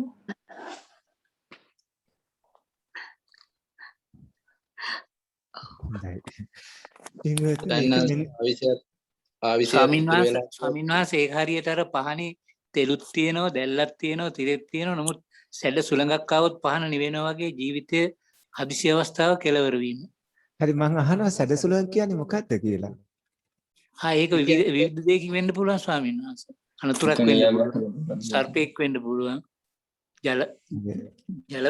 ජල රකුසෙක් වෙන්න පුළුවන්. ඒ වගේ ඉතින් විවිධ දේවල් වලින් වෙන්න පුළුවන් හදිසි අවස්ථාවක්. අපි ඒක මෙන්න මේ විදිහට තීරුම් ගමු. දැන් හිතන්න ඔය පින්වතුන් උප්පත්තිය ලැබනකොට උපදින්නේ යම්කිසි ජනක කර්මයකින්නේ. ඔය ඇත්තන්ට උප්පත්තිය ලබා දුන්නොත් ඒ ජනක කුසල කර්ම ශක්තිය තාම ඉතිරිව තියෙනවා. ජනක කුසල කර්ම ශක්තිය ඉතිරිව තියෙනවා. ඔය ඇත්තන්ට මනුස්ස ලෝකේ ඉන්න පුළුවන් ආයුෂත්තව තියෙනවා. හිතන්නකෝ ජනක කුසල කර්ම ශක්තිය ඉතිරිව තියෙනවා. කර්මයේ අවසන් වෙන්නේ අවුරුදු 60 70ක් ගිහිල්ලා කියලා හිතන්න. නමුත් අවුරුදු 20ක් විතර වයස කියලා හිතන්න. නැත්නම් අවුරුදු 30ක් කියලා 35ක් 40ක් 50ක් කියලා. එතකොට උපන් ජනක කුසල කර්මයේ ශක්තිය තියෙන කර්මයේ ඉතුරුයි. ඒ වගේම මේ මනුස්ස ජීවිතේ ඉන්න පුළුවන් උපරිම ආයු කාලය තව තියෙනවා එහෙමම ආයුෂත් ඉතුරුයි. ජනක කුසල කර්ම ශක්තියක් තියෙනවා ආයුෂත් තියෙනවා. ඒ වුණාට පින්වත්නි ඒකේනා කලින් භවයක සත්ත්ව ඝාතනයක් කළා තියෙනවා. ඒතකොට කලින් භවයේ මෙහි උපදින්න කලින් භවයේ කරපු සත්ත්ව ඝාතනයේ දැන් මේ භවයේ උපජ්ජ වේත්නී විදියට මේ භවයට මතුවෙනවා. නැත්නම් මේ භවයේ උපදින්න කලින් භවවල ආත්ම භාව 10 15 20 30 50 100 දහස් ගණන් ඈත තියෙන ඒ අපරාපරිය වේත්නීය අකුසල කර්මයක් මතුවෙලා අර ජනක කුසල කර්ම ශක්තිය තියෙද්දි ඒක නසල දානවා. ඒක නැති කරලා දාලා අතීත කර්මයේ විසින් උපන් ජනක කර්මයේ නසල දාලා අතීත කර්මයේ විපාක දීලා මරණය ලබා දෙනවා. නැත්තම් දැන් ජීවත් ඉද්දි හිතන්නකෝ ඔය ඇත්තෝ සත්තු මරුවා කියලා. ජීවත් ඉන්නකොට ඔය ඇත්තෝ සත්ත්ව ඝාතනය කරනවා. දැන් මේ ජීවත් ඉද්දි. එතකොට ඔය ඇත්තන්ගේ ජනක කුසල කර්ම ශක්තිය බලවත්. ජනක කුසල කර්ම ශක්තියෙන් තව බොහෝ කාලයක් ජීවත් වෙන්න පුළුවන්. ඔය ඇත්තන්ගේ මේ ආයුෂත් තව තියෙනවා බොහෝ කාලයක්. නමුත් ජීවත් ඉද්දී ඔබ සත්ත්ව ඝාතනයක් කරලා. හරියට ගෝඝාතකයාගේ සිද්ධිය වගේ. දැන් ගෝඝාතක තමන්ගේ මේ ගෝඝාතකගේ රැකියාව ගවයෝ මරලා ඒ මස් අරගෙන විකුණලා ජීවත් වෙන එක. ගෝඝාතක ඒ වෙනුවෙන් ගවයෝ ගෙනල්ලා හිට අර මුස්ලිම් ජාතිකයෝ වගේ ගවයෝ ගෙනල්ලා කුඹුරු වල මේ තමන්ගේ වත්ත පිටිපස්සෙම ගැට ගහලා තියාගෙන ඉල්ලන විදිහට සතු මාරලා සතුන්ගේ මස් ඒ විදිහට විකුණලා ජීවත් වෙනවා. මේ විදිහට ගෝඝාතක සතු මාරලා ජීවත් වෙන අතරේ දවසක් ගෙදර ඒ මාංශ සතෙක් මරලා ගවයෙක් මරලා ගෙදර උයන්න මස් ටිකක් තියාගෙන ඉතුරු මස් ටික විකුණනවා. ගෙදර උයන්න ගෙනාවු ටික තමන්ගේ බිරිඳ අතට ගෙනල්ලා දෙනවා මෙන්න මේ මස් ටික උයන්න කියලා. බිරිඳත් ඉතින් සැමියාගේ වචනේ හින්දා බිරිඳ කැමති නෑ මේ කරන වැඩේට. නමුත් සැමියා හින්දා බය හින්දා කරන්න දෙයක්වත් නෑ. සැමියාගේ වචනේට අර මස් ටික උයන්න ගේ ඇතුලෙන් තියනවා. මේ ගෝඝාතක වැද්දා නාන්න යනවා. මේ වෙලාවේදී මේ වැද්දාගේ යාළුවෙක් එනවා මස් හොයාගෙන. ඒ වැද්දාගේ ගෙදරට මේ වැද්දාගේ යාළුවාගේ ගෙදරට යාළුවෝ වගේක් ඇවිල්ලා ඉන්න හින්දා බිරිඳ තමයි ගෙදර හිටියේ අහනවා අද මස් තියෙනවද මම මස් ටිකක් අරන් යන්න ආවේ මේ මගේ යාළුවෝ වගේක් ඇවිල්ලා ඉන්නවා කියලා. මේ වෙලාවේදී කියන ඔබට දෙන්න නම් මස් නැහැ ගෙදර උයන්න මස් විතරයි තියෙන්නේ කියලා. අනේ ඒක දෙන්න කියලා ඉල්ලනවා. හැබැයි ඒක දෙන්න කැමති වෙන්නේ නැහැ මේ බිරිඳ. මේ වෙලාවේ අර පුද්ගලයා මොකද කරන්නේ පින්වත්නි? බලෙන් ගේ ඇතුළට ගිහිල්ලා අර මුට්ටියේ තිබ්බ මස් ටික අරගෙන යනවා. මේ වැද්දා නාලා ගෙදරට ඇවිල්ලා කෑම්පින් ගාන බලනකොට මස් නැකෝ මස් කියලා අහනවා. බිරිඳ කියනවා ඔබේ යහළුව ඇවිල්ලා මේ විදියට අරන් ගියා කියලා. මේ වැද්දාට හොඳටම කේන්ති යනවා. වැද්දා මොකද කරන්නේ? ඒ වෙලාවෙම ගෙදර පිටිපස්සට ගිහිල්ලා ගැට ගහලා හිටිය ගවයාගේ දිව කපලා දිව එළියට ඇట్లా කපලා අරගෙන ඒක ලුණු දාලා අමුවෙම පුච්චලා එයාගේ පිඟානට අරගෙන ඒත් එක්ක බත් කන්න ගන්නවා. හැබැයි එයාටත් හිතා ගන්න බැරි විදිහට ඒ පුද්ගලයාගේ දිව ඔහුටම හැපිලා ඒකෙන් ලී වැగిරෙන්න පටන් අරගෙන දවස් 7ක් විතර එක දිගටම අර මරන්න ගෙන ආපු ගවයින්ද සිද්ධ වන දේ වෙමින් මෙයත් ඒ වගේම විලාප තියමින් කෑ ගහමින් මානෙටපත් වෙනවා. එතකොට උපන් ජනක කර්මය බලවත්. තිබුණ බොහෝ කාලයක් ජීවත් වෙන්න ආයුෂ. ඒ වගේම ජනක කර්මයක් බලවත් ආයුෂත් බලවත් තිබුණා. ඒ වුණාට ditta dhamma වේදනීය කර්මයේ රුකුලෙ හින්දා ඒ ditta dhamma වේදනීය කර්මයේ මතුවෙලා උපන් ජනක කර්මයේ නැසමින් මානෙටපත් වුණා. ඔය උපච්ඡේදක මරණය. පින්වත්නි දැන් මේ විදිහට ඔය ඇත්තෝ අකුසල ධර්ම ගැන දැනගද්දි ඔය ඇත්තෝ නිතරම ඔබ පරිස්සම් කරගන්න වග බලා ගන්නට ඕනේ. ඔබ ආරක්ෂා කරගන්නට ඕන. මොකද මේ කර්ම වලින් ගැලවෙන්න පුළුවන් එකම එක තැනයි තියෙන්නේ. ඒ කොතනද? නිවන. ඒ නිවන් දැකීම විතරයි. නිවන් දැකීම හැරෙන්න ඔය ඇත්ත පර්වතයක් අස්සේ හැංගුණත් ඔය ඇත්ත මහ මුහුද මැද හැංගුණත් ඔය ඇත්ත පිට රටකට ගියත් ඔය ඇත්ත පොළොව යට හැංගුණත් ඔය ඇත්තන්ට ඕවයින් ගැලවෙන්න හම්බ වෙන්නේ නැහැ. ඒකින්ද නිවන් දැක්කොත් විතරයි පින්වත්නි සසරින් එගොඩ වුණොත් කර්ම නැති කළ දැම්මොත් විතරයි ඔය ඇත්තන්ට ගැලවෙන්න පුළුවන්කම ලැබෙන්නේ. එතකොට අපි දැන් ඉගෙන ගත්තා චෛතසික ධර්ම කීපයක්ම. මුලින්ම ලෝභය ඉගෙන ගත්තා. මේ මෝහය ඉගෙන ගත්තා. මෝහය ඉගෙන ගන්නකොට මෝහය කියන්නේ අරමුණේ හිත මුලා කරන ස්වභාවය කියලා දැනගත්තා. ඊට පස්සේ අහිරිකය. අහිරිකය කියන්නේ පව් කරන්න ලැජ්ජා නොවන ස්වභාවය කියලා දැනගත්තා. උත්තාප්පේ කියන්නේ පව් කරන්න බය නැති ස්වභාවය කියලා දැනගත්තා. උද්දච්චය කියන්නේ හිත සැලෙන ස්වභාවය කියලා දැනගත්තා. ඔන්න ඔය හතර හැම අකුසාසිතකම අකුසාසිත 12ම යෙදෙනවා කියලා දැනගත්තා. ඊට පස්සේ ලෝභ මූල සිත්වල යෙදෙන අකුසල චෛතසික ධර්ම තුනත් ඉගෙන ගත්තා. ඒ තමයි ලෝභය, ditthිය, මානය කියලා. ලෝභය, ditthිය, මානයේ ලෝභය කියලා කියන්නේ අරමුණ හොඳ දෙයක් විදිහට අරගෙන ඒකේ ඇලෙන ස්වභාවය. ditthිය කියලා කියන්නේ මගේ මතයමයි ඇත්ත මේකයි හරි කියලා ඇත්තටම තියෙන දේ වරදවා ගන්න ස්වභාවය.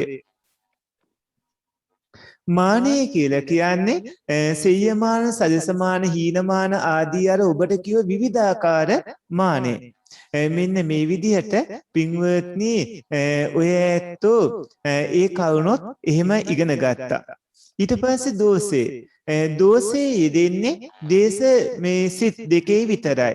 දෝෂය කියන්නේ හිත සැඩපවුස බවට පත් කරන ස්වභාවය. හිත සැඩපවුස බවට පත් කරන ස්වභාවී දෝෂය.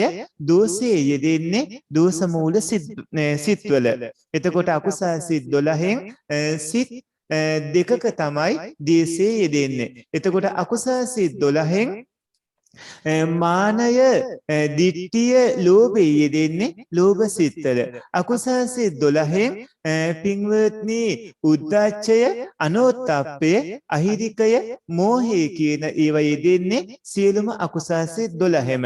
එතකොට මෝහය, අහිරිකය, අනෝත්ථප්පය, උද්ධච්චය කියන ධර්ම අකුසල් සිත් 12ම යෙදෙනවා. ලෝභය, ditthිය, මානය කියන ධර්ම යෙදෙන්නේ ලෝභ මූල සිත්වල. එතකොට දේශයේ යෙදෙනවා පින්වත්නි දේශ මූල සිත්වල. ඊට පස්සේ ඊර්ෂ්‍යාව. ඕකනම් අද කාලේ හරියට තියෙනව නේද? පරසම්පත්තියෙන් ඉස්සතිති ඉස්සා. පරසම්පත්තියෙන් ඉස්සතිති ඉස්සා. මේ ටික හොඳට පාඩම් කරගන්න. මේ ඉස්සා කියන්නේ ඉස්සෝ කියන එක නෙමෙයි. පරසම්පත්තියෙන් ඉස්සතිති ඉස්සා කියන්නේ ඊර්ෂ්‍යාවට. අනුන්ගේ යස ඉසුරු ඉවසන්නේ නැති ස්වභාවය තමයි ඊර්ෂ්‍යාව වෙන්නේ. ඉස්සා කියන්නේ ඊර්ෂ්‍යාවට. අනුන්ගේ සැපතට, අනුන්ගේ සම්පත්තියට විරුද්ධ ස්වභාවයේ ඊර්ෂ්‍යාව වෙනවා.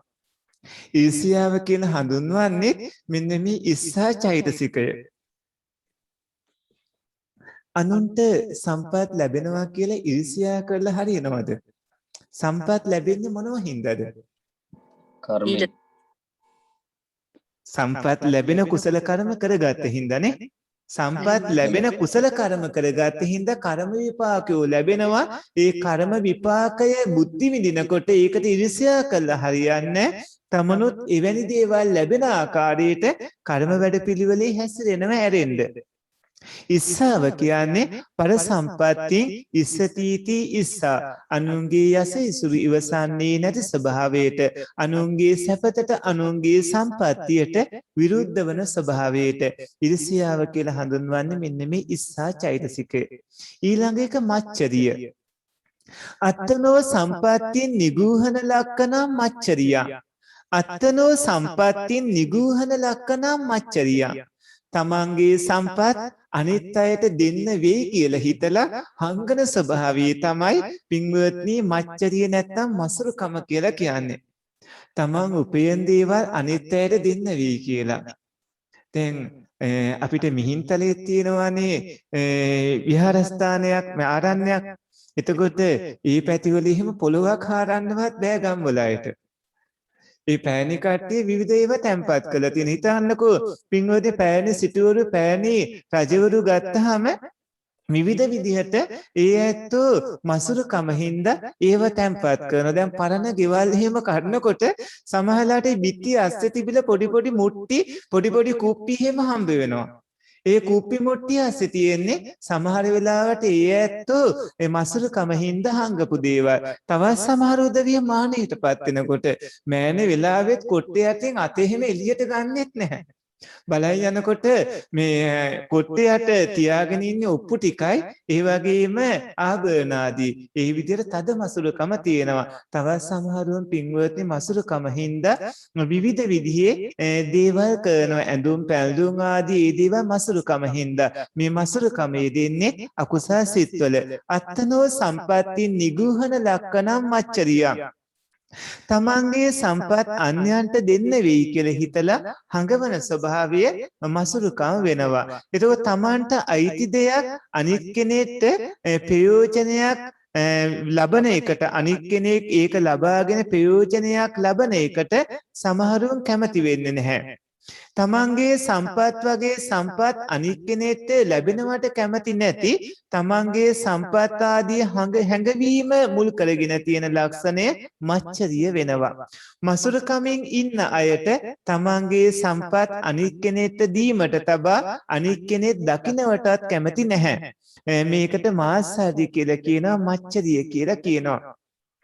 ඊළඟට කුක්කුච්චේ කතාගත දුච්චයද සුචරිතානුසෝචන ලක්කනං කුක්කුච්චං කල දුස්චරිත ඒ වගේම නොකරපු යහපත් දේවල් ගැන හිතේ ඇතිවන විපිලිසර ස්වභාවය කුක්කුච්චේ වෙනවා. අපි උද්දච්ච කුක්කුච්ච කියන දෙකෙන් මේ කුක්කුච්චේ තමයි මේ කතා කරන්නේ.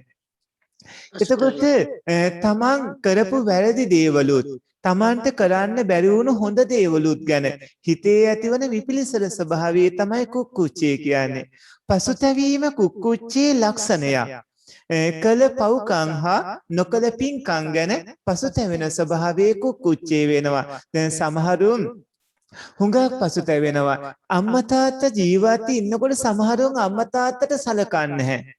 දැන් හුඟක් වෙලාවට පින්වත්නි ඕක නාගරික බදව තියෙනවා. ගම් බදව නම් හොඳට මව්පියන් රැක බලා ගන්නවා. නාගරික බදව කරනවා. නමුත් හරි අඩුවෙන්. සමහර අය තමයි කරන්නේ හුඟක් අය කරන්නේ මව්පියන් වැඩිහිටි නිවාස වලට එහෙම දානවා වගේ කාරණා. එහෙම නැත්නම් වැඩකාරියෙක් ළඟ නතර කරලා ඒ අය ලව්වා මව්පියෝ රැක බලා ගන්නවා වගේ කාරණා තමයි හුඟක් අය කරන්නේ. එතකොට අනේ මට අම්මට සලකන්න බැරි වුණානේ තාත්තට සලකන්න බැරි වුණානේ කියලා ඕන් නැති වෙලා ටික කාලයක් ගියාට පස්සේ දැනෙන්න පටන් ගන්නවා. අන්න ඒ වගේ වෙලාවට ඇති වෙනවා හිතේ පසුතැවෙන ස්වභාවයක්. මේ මව්පියන්ට උපස්ථාන කරපීකේ වටිනාකම එහෙම පසු කාලේ දැනගත්තට පස්සේ අනේ මගේ මව්පියෝ අද හිටියානම් වගේ එහෙම ඇතිවන මේ හැඟීම් තියෙනවා. එතකොට මේ පසුතැවෙන ස්වභාවයක් ඇති වෙනවා. ඒ කුක්කුච්චේ ඉස්සා මච්චරිය කුක්කුච්ච කියන මේ චෛතසික තුන අකුසල් සිත් 12න් දෝෂ මූලික පටිඝ සම්පයුක්ත හිත් දෙකේ යෙදෙනවා. විනත් කිසි තැනක යෙදෙන්නේ නැහැ. එතකොට මේ ඉස්සාව මච්චරිය කුක්කුච්ච කියන සිත් මේ චෛතසික යෙදෙන්නේ අකුසල් සිත්වල දෝෂ මූලික පටිඝ සම්පයුක්ත හිත් දෙකේ විතරයි. ඉස්සා මච්චරිය කුක්කුච්ච කියන මේ චෛතසික වෙනත් කිසිම හිතක යෙදෙන්නේ නැහැ. මේ චෛතසික දේශ මූලික සිත් දෙකේ යෙදෙන්නේ නියත විදිහට නෙමෙයි. ඒකයි අපි දෝෂයත් එක්ක එකට ගත්තේ නැත්තේ. ස්ථීරව අනිවාර්යයෙන්ම යෙදනවා කියලා නැහැ. නියත විදිහටම යෙදෙන්නෙත් නැහැ. ඒ වාගේම එකපාර යෙදෙන්නේ මේ තුනෙන් එක චෛතසිකයක් විතරයි. දැන් අර සම්පූර්ණ සිත් 12ම යෙදෙන මෝහේ අහිරිකේ අනෝත්තාපේ උද්දච්චයේ කියන චෛතසික නම් එකපාර යෙදනවනේ. හැබැයි මේක මේවා එහෙම නෙමෙයි. යෙදෙන්නෙත් එකපාර නෙමෙයි. යෙදෙනකොට වෙන වෙනම යෙදෙන්නේ එකවර යෙදෙන්නේ එක චෛතසිකයක් විතරයි. මේ තුනෙන් දෙකක් විදිහට යෙදෙන්නෙත් නැහැ. තුනක් විදිහට යෙදෙන්නෙත් නැහැ. ඒ නිසා මේ චෛතසික තුන අනියත යෝගී චෛතසික කියලා හඳුන්වන්නේ.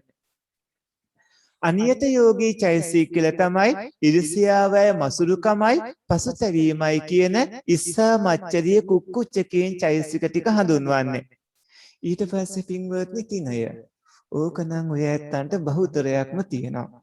භාවනා කරන්න ගත්ත ගමන් ඔය ඇත්තෝ හිතනවා සමාධිගත වෙලා කියලා ළඟ ඉන්න කෙනා තමයි දැනෙන්නේ ගොරවනවා කියලා.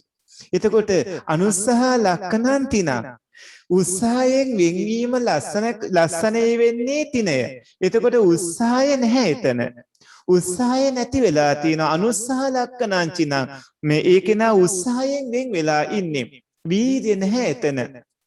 සිත හකුලවන ස්වභාවයේ තිනය. තිනේ උත්සාහය යටපත් වෙලා තියෙන හිතේ මැලි බව ඇති කරන්නේ තින චෛතසිකයෙන්. එතකොට හිතේ උත්සාහය නැහැ. හිතේ මැලි බව ඇති කරලා තියෙන්නේ මේ තිනේ කියන චෛතසිකයෙන්. තිනයයි මිත්‍යයයි එකක් නෙමෙයි දෙකක්. දැන් තින මිත්‍ය විදිහට නීවරණ ධර්ම වල එකට ගත්තට මේ ධර්මතා විදිහට මේක එකක් නෙමෙයි දෙකක්. තිනේ වෙන්නේ පින්වත්නි සිත හකුලවන ස්වභාවයේ සිතේ උත්සාහවත් බව යටපත් කළ හිතේ මැලි බව ඇති කරන ස්වභාවය. මිද්දේ කියන්නේ අකම්මඤ්ඤතා ලක්ෂණම් මිද්දම්. අකම්මඤ්ඤතා ලක්ෂණම් මිද්දම් චෛතසික ධර්මයන් තම තමන්ට අයිති කටයුතු වල යෙදෙන්නට බැරිවන විදිහට චෛතසික ධර්ම පසුබහින ස්වභාවයේ ඇත්තේ මිද්ද චෛතසිකයේ. එතකොට චෛතසික ධර්ම පසුබස්ස වන ස්වභාවයක් හිත තුළම යෙදෙනවා. ඒක මිද්ද චෛතසිකය අකම්මඤ්ඤතා ලක්ෂණම් මිද්දම්. චෛතසික ධර්මයන් තම තමන්ට අයිති කටයුතු වල යෙදෙන්න බැරි වන විදිහට පසුබසින ස්වභාවය මෙන්න මේ මිද්ද චෛතසිකයයි. තිනය යෙදෙන්නේ හිතේ. මිද්දය චෛතසිකවල. එතකොට තිනය හිතේ මිද්දේ චෛතසිකවල ඇතිවන දුර්වල බව, අලස බව, කම්මැලිකම, ගිලන් බව කියන ධර්මය. එතකොට මේ ධර්මතා දෙකක්. හැමතැනකදීම මේ ධර්මතා දෙක එකට ගන්නේ හිතයි චෛතසිකයි එකටම තියෙන හින්දා. හිතයි චෛතසිකයි වෙන් කරන්න බෑනේ. කසායයි ජලයයි වගේ හින්දා හැම වෙලාවෙම අපි නීවරණ ධර්ම ගැන එහෙම කතා කරද්දී හිතේ අලසකමයි චෛතසිකවල අලසකමයි දෙකම එකට අරගෙන තමයි අපි කතා කරන්නේ මේකේ වෙන් කරන්න බැරි ධර්ම හින්දා. ඔය ඇත්තන්ට නම් තින මිද්දේ ඇති වෙන්නේ නැතුව ඇත් නේද? ඊට පස්සේ විචිකිච්ඡාව. තින මිද්දේ ඇති වෙන්නේ නැත්නම් ඔය ඇත්තන්ගේ වීර්ය ප්‍රබලව තියෙනවා. සසර බයත් හොඳට තියෙනවා. තින මිද්දේ ඇති වෙනවා නම් ඔය ඕන දෙයක් සසරට කියලා ඔය ඇත්ත හිතනවා ඇති. හැබැයි ඉතින් හිතගෙන ඉද්දි මේ කමින් ඉද්දි කතා කරමින් ඉද්දි කොයි වෙලාවෙද දන්නේ ඔය ඇත්තන්ටත් යන්න ඕන ගමන් ලස්සනට හදපු ගෙදර ඔබේ මිනිය ළඟ තියාගනි. හැබැයි ගෙදර කට්ටියත් ඔබ ගිය ගමන් අඬයි. දවස් දෙක තුනක් ගියාට පස්සේ ගොඩක් බයෙන් ඉදී නේද? ඇයි ඉතින් හොල්මනක් විදිහට දැන් හොල්මන් කියන වචනේ හරි ජනප්‍රියයිනේ. නමුත් ධර්මානුකූලව එහෙම එකක් නැහැ. ධර්මානුකූලව තියෙන പ്രേත යක්ෂ අමනුස්සාදී කොටස් සම්බන්ධ කාරණාවක්. නමුත් අර වගේ අදහසොත් හුඟක් කට්ටිය ගන්නවා. පින්වත්නි ඊළඟට විචිකිච්ඡාව. විචිකිච්ඡා කියලා කියන්නේ විගතා විකිච්ඡාති විචිකිච්ඡා. විගතා විචික්කාති විචිකිච්ඡා. අරමුණ පිළිබඳව සැකය විශ්වාසයක් නැති බව විචිකිච්ඡාවයි. ඒ අරමුණ පිළිබඳව හිතට දැනෙන දේවල් වන අරමුණ පිළිබඳව සැකය විශ්වාසයක් නැති බව විචිකිච්ඡාවයි. මේක සද්ධාවටයි නුවණටයි විරුද්ධ චෛතසිකයක්. බුද්ධ රත්නයේ සැකකිරීම, ධර්ම රත්නයේ සැකකිරීම ආදී බුද්ධ ආදී අටතැන්හි සැකේ තමයි විචිකිච්ඡාව කියලා කියන්නේ. නැත්තම් නොදන්නා දෙයක් දැනගන්නට කරන උත්සාහය නෙමෙයි. බුද්ධ ආදී අටතැන්හි සැකය තමයි විචිකිච්ඡාව වෙන්නේ. අරමුණු පිළිබඳව සැකය විශ්වාසයක් නැති ස්වභාවය. එතකොට විචිකිච්ඡාව හින්දා චිත්තචෛතසිකයන්ට අරමුණ හරියට නිශ්චය කරගන්න හැකියාවක් ලැබෙන්නේ නැහැ. විචිකිච්ඡාව හින්දා චිත්තචෛතසිකවලට අරමුණ හරියට නිශ්චිතව දැනගන්නට නිශ්චය කරගන්න බැරි වෙලා යනවා. ඒක සැක කළාට පස්සේ සැකේ නැති තැන අරමුණ නිශ්චය කරගන්න බැරි වෙලා යනවා. විචිකිච්ඡාව සෝවාන් මාර්ගයේ දක්වාම තියෙනවා. කුසල් දහම් වලටත් ධාන මාර්ගඵල බෝධියටත් විචිකිච්ඡාව බාධා කරනවා. අකුසල් සිත් 12න් විචිකිච්ඡා සම්පයුත්ත හිතේ විචිකිච්ඡා චෛතසිකය යෙදෙන්නේ. එතකොට අකුසල් සිත් 12න් එක හිතක යෙදෙන්නේ විචිකිච්ඡා සම්පයුත්ත හිතේ. මේ විචිකිච්ඡාව නොදන්නා දේවල් ගැන ඇතිවන සැකේ නෙමේ කුසල් ධාන මාර්ගඵල වලට බාධා කරන බුද්ධ ආදී අටතැන්හි සැකයේ විදිහට ඔය ඇත්ත තීරුම් ගන්නට ඕනේ. හොඳයි පින්වත්නි. එහෙනම් කියන්න බලන්න අකුසල චෛතසික 14. මෝහය, දෙක, මෝහය, අහිරිකය, තුන, අනෝතප්පය, හතර, උද්දච්චය, උද්දච්ච, පහ, ලෝභය, ලෝභය, හය, දෝෂය, හත, මානය, අට, දෝෂය, නවය, ඉස්සාව, 10, ඉස්සාව, මච්චරිය, 11, කුකුචය, තිනය, 12, දිනය, 13, මිද්දය, 14 විචිකිච්ඡාව. විචිකිච්ඡාව. හැබැයි යෝග දහම් පාසලක ගන්න ඕන එකපාර කියයි.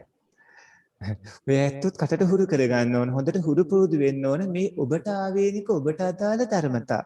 මේ ඔබේ වැඩ පිළිවෙල ඔබේ කතාවයි. ඔබ ඒ නිසා හොඳට දැනගන්න ඕන. හොඳයි කියමු බලන්න.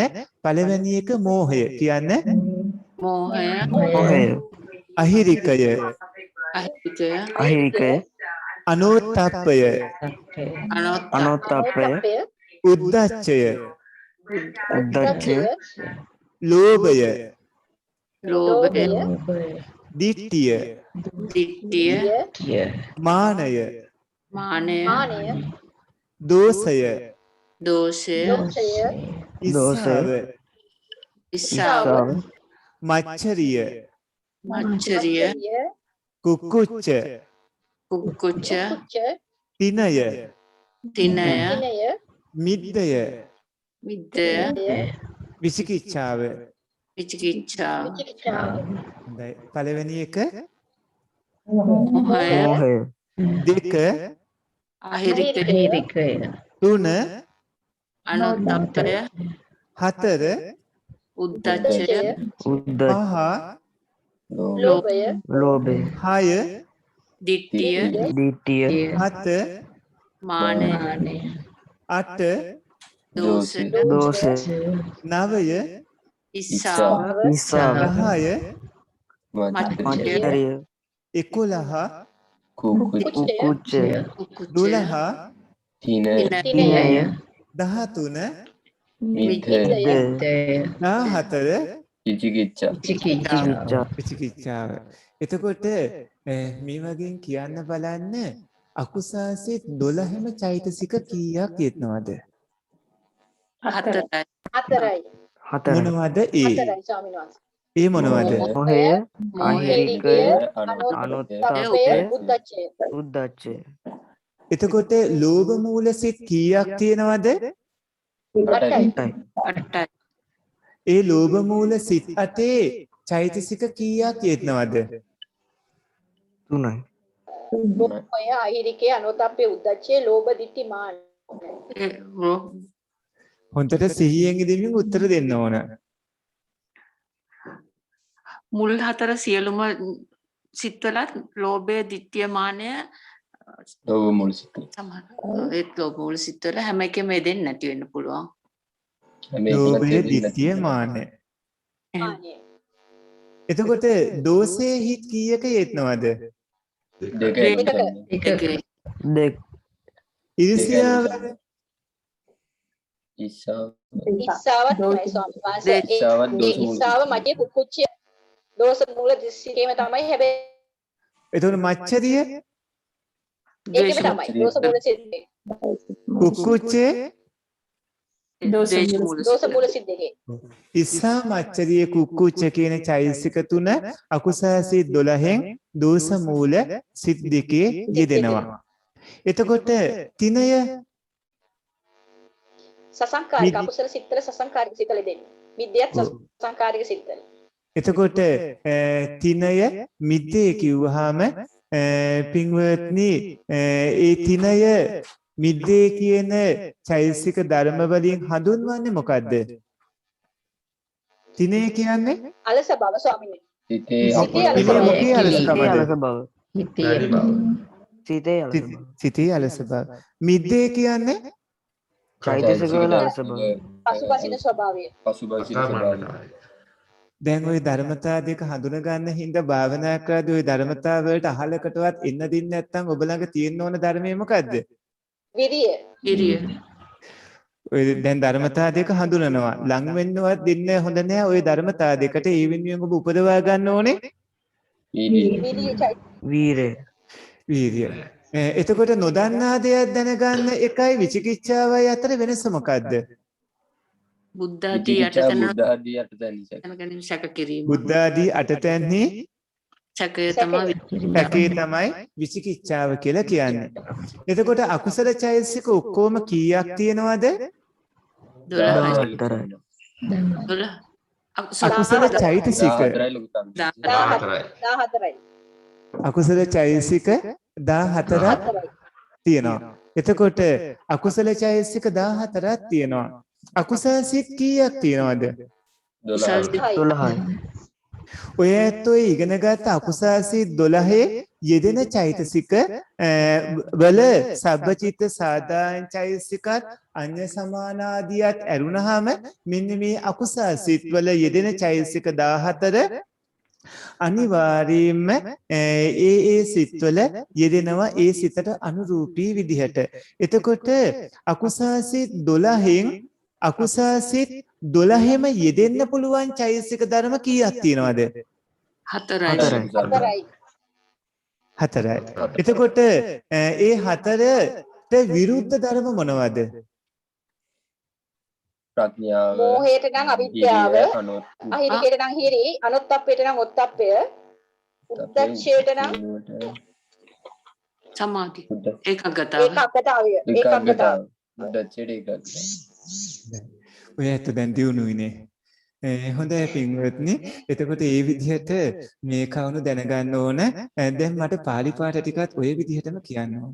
පළවෙනි එකේ පාලි පාඨේ මෝහය ආරම්මනේ මුයතිති මෝහෝ. හරි තියෙන එක විතරයි කියන්න ඕන. හරි. කියන්නේ ආරම්මනේ මුයතිති මෝහෝ. ආරම්මනේ මුයතිති මෝහෝ. මෝහෝ. මොකක්ද ඒකේ තේරුම? අරමුණේ මුලා කරන ස්වභාවය. අරමුණේ සිට මුලා කරන ස්වභාවය. අරමුණෙහි සිට මුලා කරන ස්වභාවය. මුලා කරන ස්වභාවය. දෙවෙනි චෛතසිකය අහිරිකේනේ. අහිරිකේ පාලි පාඨය මොකද්ද?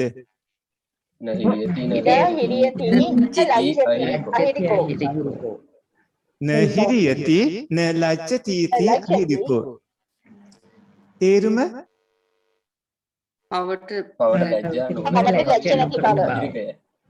පව කිරීමට ලැජ්ජා නොවන ස්වභාවය. තුන්වෙනි එක අනෝත්ප්පේ. පාලි පාඨේ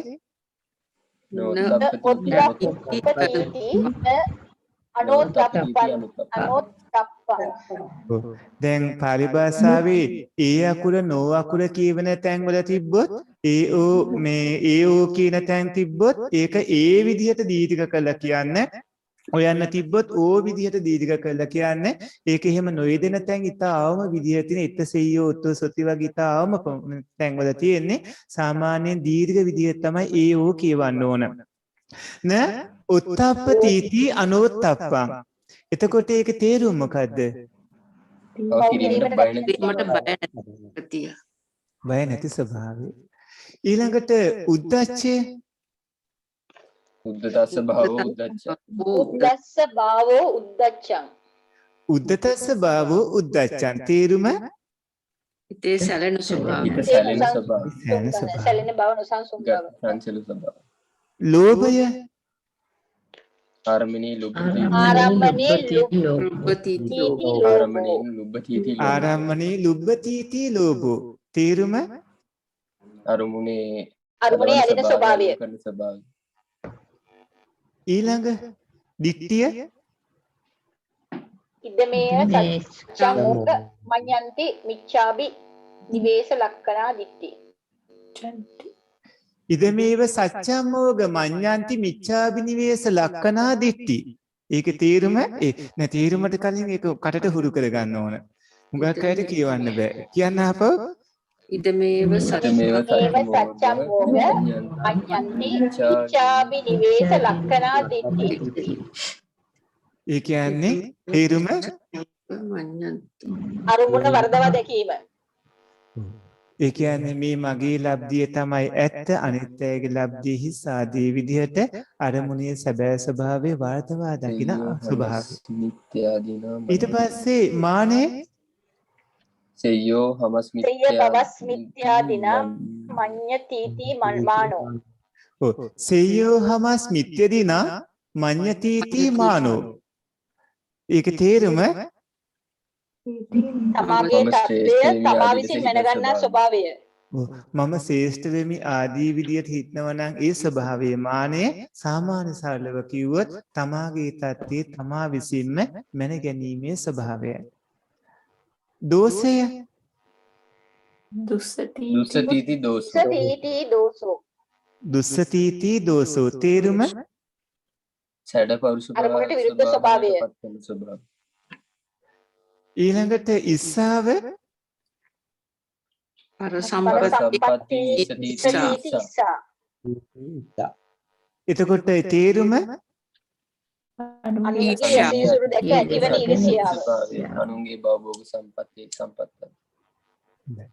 මච්චරිය අතරනෝ සම්පatti නිවන ලක්කණ මච්චරිය. තේරුම තම සම්පත් අනුන්ට නොදීම මසුරුකම නොපින්වීම. සංගවන ස්වභාවය. දෙන්නට කුකුච්චේ තථාගත දුච්චරිත සුචරිතාන කතාගත දුච්ඡයත සුචරිතාන සෝචන ලක්කණං කුකුච්චං. තේරුම පසුතැවීම විපිලිසරය. කළ පව්වා පින්නාදී කළ දුසිරිත සහ නොකළ සුසිරිත ගැන සිතේ ඇතිවෙන විපිලිසිරි භාවය. තිනය අනුසාහ උත්සාහ ලක්කණං තිනං. තේරුම උත්සාහයෙන් වෙන්වීම. මිද්දය අකම්මඤ්ඤතා ලක්කණම් අකම්මඤ්ඤතා ලක්කණං මිද්ද. තේරුම චෛතසික අරමුණේ පසුපසට ස්වභාවය. පසුපසින ස්වභාවය.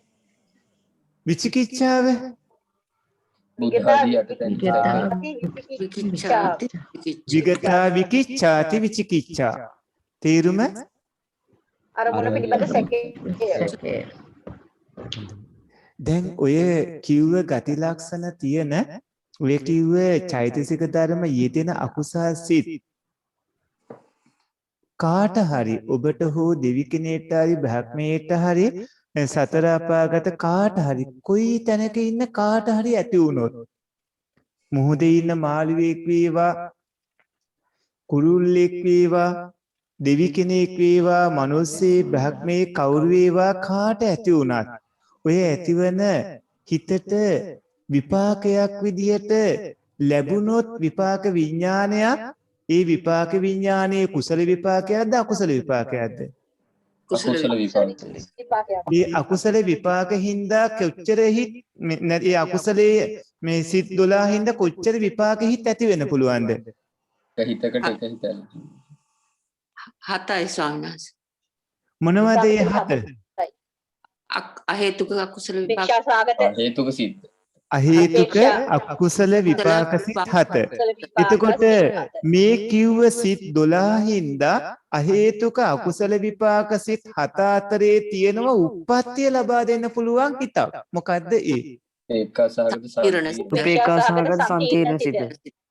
එතකොට ඔය ඇත්තන්ට උදේ ඉඳන් හවස දක්වා මේ ඉගෙනගත්ත චෛතසික 14 යෙත්න අකුසල් සිත් 12 ඇති වුණොතින් අනිවාර්යයෙන්ම ඔය ඇත්තන්ට ඒකෙන් අහේතුක උපේක්ඛා සහගත සම්තේන අකුසල විපාක හිතක් ලැබෙනවා නම් මානාසන්න වෙලාවේදී උප්පත්තිය මොකක් වේද?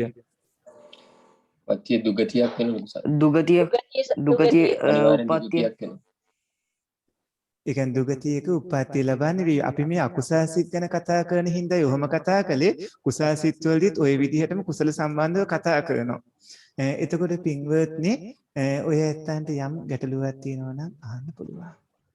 පැහැදිලිද? එහෙමයි ස්වාමීන් වහන්සේ. එහෙනම් අපේ ධම්මික මහත්මයා අදට ප්‍රමාණවත් මමත් ගාල්ලේ වෙලා වැඩි. ස්වාමීන් වහන්සේ සරණයි පොඩි ප්‍රශ්න. ඔව් අහන්න. ස්වාමීන් වහන්සේ මේ අර ඔබ වහන්සේ සඳහන් කරේ අපේ දැන් මේ තීනය සිතෙත් මිද්දය චෛතසිකවලත් ඇති කරනවායි කියන එක පොඩ්ඩක් පැහැදිලි කරගන්න පුළුවන් ස්වාමීන් වහන්සේ? ඔව් ඒ කියන්නේ කොහොමද අපි සාමාන්‍යයෙන් එදිනදා ජීවිතයේදී අපි කොහොමද තේරුම් ගන්න ඕන? ඔය ඇත්තෝ සාමාන්‍ය ජීවිතයේ ගත කරනකොට චෛතසික ධර්ම දෙකක් තියෙනවා තිනේ මිද්දේ කියලා. දෙකම ඇවිල්ලා හිතේ යෙත්න චෛතසික ධර්ම. ඒ චෛතසික ධර්ම වලින් එකකට පුළුවන් අරමුණු දැනීමේ ස්වභාවය වන හිතේ උත්සාහවත්කම හකුලවන්නට. ඒ කියන්නේ වීර්ය යෙදෙනවා. නමුත් ඒකේ දුර්වලකමක් ඇති කරවන හිත හකුලවන ස්වභාවයක් සිතේ උත්සාහවත්කම යටපත් කරවන්න පුළුවන් ස්වභාවයක් මේ චෛතසික ධර්ම දෙකෙන් එකක තියෙනවා. ඒක තිනය. ඒක බලපාන්නේ හිතට. අනිත් එක චෛතසික වලටම බලපානවා. ඒ කියන්නේ චෛතසික ධර්මයක් හිතේ යෙත්න ගතිය. ඒක හිතේ යෙත්න අනිත් ගති වලට බලපානවා. හිතේ යෙත්න අනිත් ගති ධර්මවල නැත්නම් අනිත් චෛතසික ධර්මවල ඒ කටයුතු හැම චෛතසිකයකටම කරන්න යම්කිසි කටයුත්තක් තියෙනවා. අපි දැන් මේ කතා කරපු අහිරිකේට කරන්න කටයුත්තක් තියෙනවා. ලෝභයට, ditthියට, මානයට, දෝෂයට, ඊර්ෂ්‍යාවට, මච්චරියට කරන්න කටයුතු තියෙනවා. හැබැයි ඒවා ඒ කටයුතු වල යෙදෙන්න බැරි විදිහට පසුබාස වන ස්වභාවයක් ඇති වෙනවා. ඒ පසුබාස වන ස්වභාවය මිත්‍යේ වෙනවා. එතකොට ඒක චෛතසික වල අලසකම, අරක හිතේ අලසකම, සිතේ ගිලංකමක්, අලසකමක්, පසුබාසන ස්වභාවයක්, මැලි බවක් ඇති කරවන්නේ හිතේ යෙදෙන චෛතසික වලින් තිනය.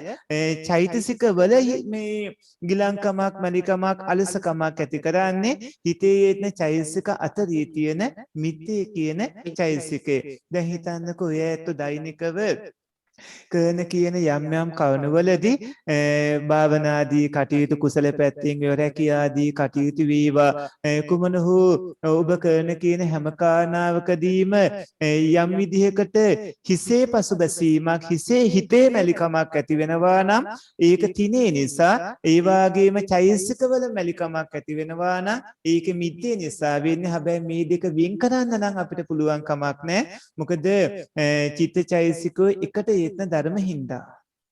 ඒ දේවල් ස්වාමීන් වහන්සේ ගොඩක් සියුම් ධර්මතා දෙකක් නේද? සියුම් ධර්මතා දෙකක්. හැබැයි ඔබට තේරුම් ගන්න පුළුවන්. අරමුණු දැනීමයි හිතේ දෙන ගතිය වලයි තියෙන මැලිභාවය ටිකක් සියුම් වැඩි. ඔය සාමාන්‍ය අනිත්‍යයිසික වලට වඩා මේක ටිකක් සියුම් වැඩි තමයි. සානස දැන් එතෙන්දී ඒ තීන මිද්දෙන් සම්බන්ධ අපිට මෙහෙම හිතා ගන්න බෑ. හැබැයි නේද අපි හිතමු දැන් ද්වේෂයක් කරන අවස්ථාවේදී ද්වේෂය කිරීම තීන මිද්ද නිසා අඩු වෙන ගතියක් වගේ හින්දාත් පුළුවන් කියලා කෙනෙකුට හිතෙන්න පුළුවන්. ඒක එහෙම යෙදෙන්නේ නැහැ නේ සානස. ඒ කියන්නේ ඒක හොඳ පැත්තට යෙදෙන්නේ නැහැ නේද සානස? තීන මිද්දේ කියන එක ඉතා අවම විදිහට තමයි අකුසල පැත්තේදී ඒ වුණාට අකුසල සිත්වල විතරයිනේ මේ චෛතසික යෙදෙන්නේ. ඒකත් තේරුම් ගන්න ඕන. හැබැයි කුසලයේ හැසිරෙන්න හදනකොට මේ අකුසල සිත්ම මතුවේවි ඔය ඇත්තන්ට බාධා ඇති කරවන්න පුළුවන්. එතකොට කුසල සිත් ඇති වෙන දෙන්නේ නැතුව අකුසල සිත්ම මේ තින මිද්දාදී ඇති වුණොත් අකුසල සිත්ම ඇති වෙමින් ඔය ඇත්තන්ව දුර්වල කරන්න පුළුවන්. එතකොට හැම වෙලාවකම මේ දෙක එකට ගන්නට ඕන. මේවා අකුසල සිත්වලයි මේ චෛතසිකයේ දෙන්නේ, මේවා කුසල සිත්වලේ දෙන්නේ. ඔය ඇත්ත තින මිද්දාදී ඇති වෙන තත්ත්වයේ ඉන්නව නම් තේරුම් ගන්න ඕන කුසලයේ අවම විදිහට ඇති වෙලා වැඩි වශයෙන් තින මිද්දේම අකුසලයේම ඇති වුණු අවස්ථාවක් විදිහට භාවනා කරන වාඩි වුණොත් ඔය ඇත්තන්ට නිදිමත හිම ඇති වුණා නම් ඉතින්දී ඇති වෙලා තියෙන අකුසාසිත ටික ටික ඇති වෙලා අන්තිමට ඔය ඇත්තෝ ඒකෙන් දුර්වල වෙලා ගිහින් තියෙනවා. කුසාසිත අවම විදිහට ඇති වෙලා තියෙන්නේ. තින මිද්දාදී ඇති වෙන්නේ නැතුවම තිබ්බා නම් එතන කුසල අරමුණියම තිබ්බා නම් වැඩි වශයෙන් ඔබ කුසලයේ මිදලා තියෙන්නේ. කොයි වෙලාවකවත් තින මිද්දාදී කුසාසිත වලේ දෙන්නේ නැහැ. එතකොට කුසාසිත වලේ දෙන සෝබංචෛසික මේ අකුසාසිත වලේ දෙන්නේ නැහැ. නමුත් තේරුම් ගන්නට ඕනේ කුසල් අකුසාසිත අතරේ අතරින් පතර කුසල් අකුසාසිත මතුවෙමින් පවතින වැඩපිළිවෙලක් දිගටම තියෙනවා කියලා. ඔය ඒතර එතෙන් ස්වාමීන් වහන්සේ දැන් මේ හැකිලීම සහ ඒ දෙක සිද්ධ කරන්නේ කුසල් සම්මාදයෙන් නේ ස්වාමීන්. ඒ කියන්නේ කුසලයක් කියන්නේ හොඳ දෙයක් කරන්න හදනකොට හිතේ හකුලන ස්වභාවය තමයි තියෙන කියලා කියලා අපි තේරුම් ගන්න ඕනේ. එහෙමම තේරුම් ගන්න එපා. මොකද අකුසල් වලදී උනත් ඒක එහෙම බලපානවා. එතකොට වීරිය යෙදෙන්නේ නැතුව දැන් අකුසලයක් කරන්නට මෙහිත ආවාට ඒකට උත්සාහවත්කම වෙන්න දෙන්නේ නැතුව ඒක දුර්වල කරන ස්වභාවයක් උනත් ඇති වෙන්න පුළුවන්. ඒකයි මම ඉස්සෙල්ලා හොඳයි. තරසන්නේ ගෞරවනීය ස්වාමීන් වහන්සේ තවත් ප්‍රශ්නයක් අහන්න පුළුවන්. ස්වාමීන් වහන්සේ සම්මාදිට්ඨිය දැන් දිට්ඨි චෛතසිකය යටතේ සම්මාදිට්ඨිය යෙදෙන්නේ නැත්නම් ඒක දැන් සම්මාදිට්ඨිය කියන එක කුසපාශිකනේ. දැන් අපි දිට්ඨිය කියන්නේ අකුසල් සිත්වල ඇති වෙන වෙනවා නම් සම්මාදිට්ඨිය එතන පැහැදිලි කිරීමක් කරන්න පුළුවන්. ඒ කියන්නේ සම්මාදිට්ඨිය තියෙන වෙලාවට අපිට චෛතසිකය එතකොට මොන වගේ දෙයක්ද? ඒක මට චුට්ටක් පැහැදිලි නෑ එතන. ඒක පැහැදිලි කරන්න පුළුවන් ස්වාමීන් වහන්සේ. දිට්ඨිය කිව්වහම දිට්ඨිය ප්‍රධාන වශයෙන් කොටස් දෙකක් වෙනවනේ. එකක් මිච්ඡා දිට්ඨිය අනික සම්මා දිට්ඨිය. සම්මා දිට්ඨිය කියන්නේ මොනම හරි කාරණාවක් සම්බන්ධව ඒකේ තියෙන ඇත්ත ඇතිසැටියෙන් දකින ස්වභාවය. එතකොට ඇත්ත ඇතිසැටියෙන් දකින ස්වභාවයේ සම්මා දිට්ඨිය වෙනවා. එතකොට මිච්ඡා දිට්ඨිය කියන්නේ ඒ කාරණාව වරදවා දකින ස්වභාවය. කාරණාව වරදවා දකින ස්වභාවයේ මිච්ඡා දිට්ඨිය. එතකොට කාරණාව හරියට දකින ස්වභාවයේ සම්මා දිට්ඨිය වෙනවා. ඒක දිට්ඨිය යෙදෙන්නේ ලෝභ මූල සිත්වලදී. අකුසල පැත්තෙන් කාරණාව වරදවා දකිනවා. නමුත් කුසල පැත්තේදී කාරණාව හරියට දකිනවා. ඒක ඥාන සම්පයුක්ත වෙනවා. කාරණාව හරියට දකිනවා. හරියට දකිමින් නිවැරදිව දකිමින් එහි ගැඹුරු ස්වභාවයත් හොඳට විමසා බලන්නට පුළුවන් හැකියාවක් ඒ කෙනාට ඇති වෙනවා. එතකොට මේ සම්මාදිට්ඨියේදී කාරණාව හරියට දකිද්දී ඒ කෙනා කර්මඵල විපාක දෙන ආකාරයේ හරියටම නුවණට හසු කර ගන්නවා. දැන් ඔය ඇත්තන්ට හිතයි චෛතසික ගැන ඉගෙන ගද්දී යම් තාක් අනුමානයක් විතරක් ඇති කර ගන්න පුළුවන්. මෙන්න මේ අකුසල් වලින් ඔබට අනාගතයේ අඩුවා විසක් වේ, අතපය කැඩීමේදී මෙන්න මේ අකුසලයන්ගේ මෙන්න මේ දේවල් වෙනවා මේ මෙහෙම කියලා ඔය ඇත්තන්ට යම් කිසි චිත්‍රයක් ඇති කර ගන්න පුළුවන්. හැබැයි හරියට වෙන විදිය උගන්වන්නේ නම් අනාගතේ. නමුත් පින්වත්නි මේ සම්මාදිට්ඨිය මේ ඇති වෙනකොට මේ කම්මස්සගත සම්මාදිට්ඨිය විදිහට කර්මඵල විපාක දෙන විදිය ගැන නිවැරදි දැක්මක්ම ඇති වෙනවා.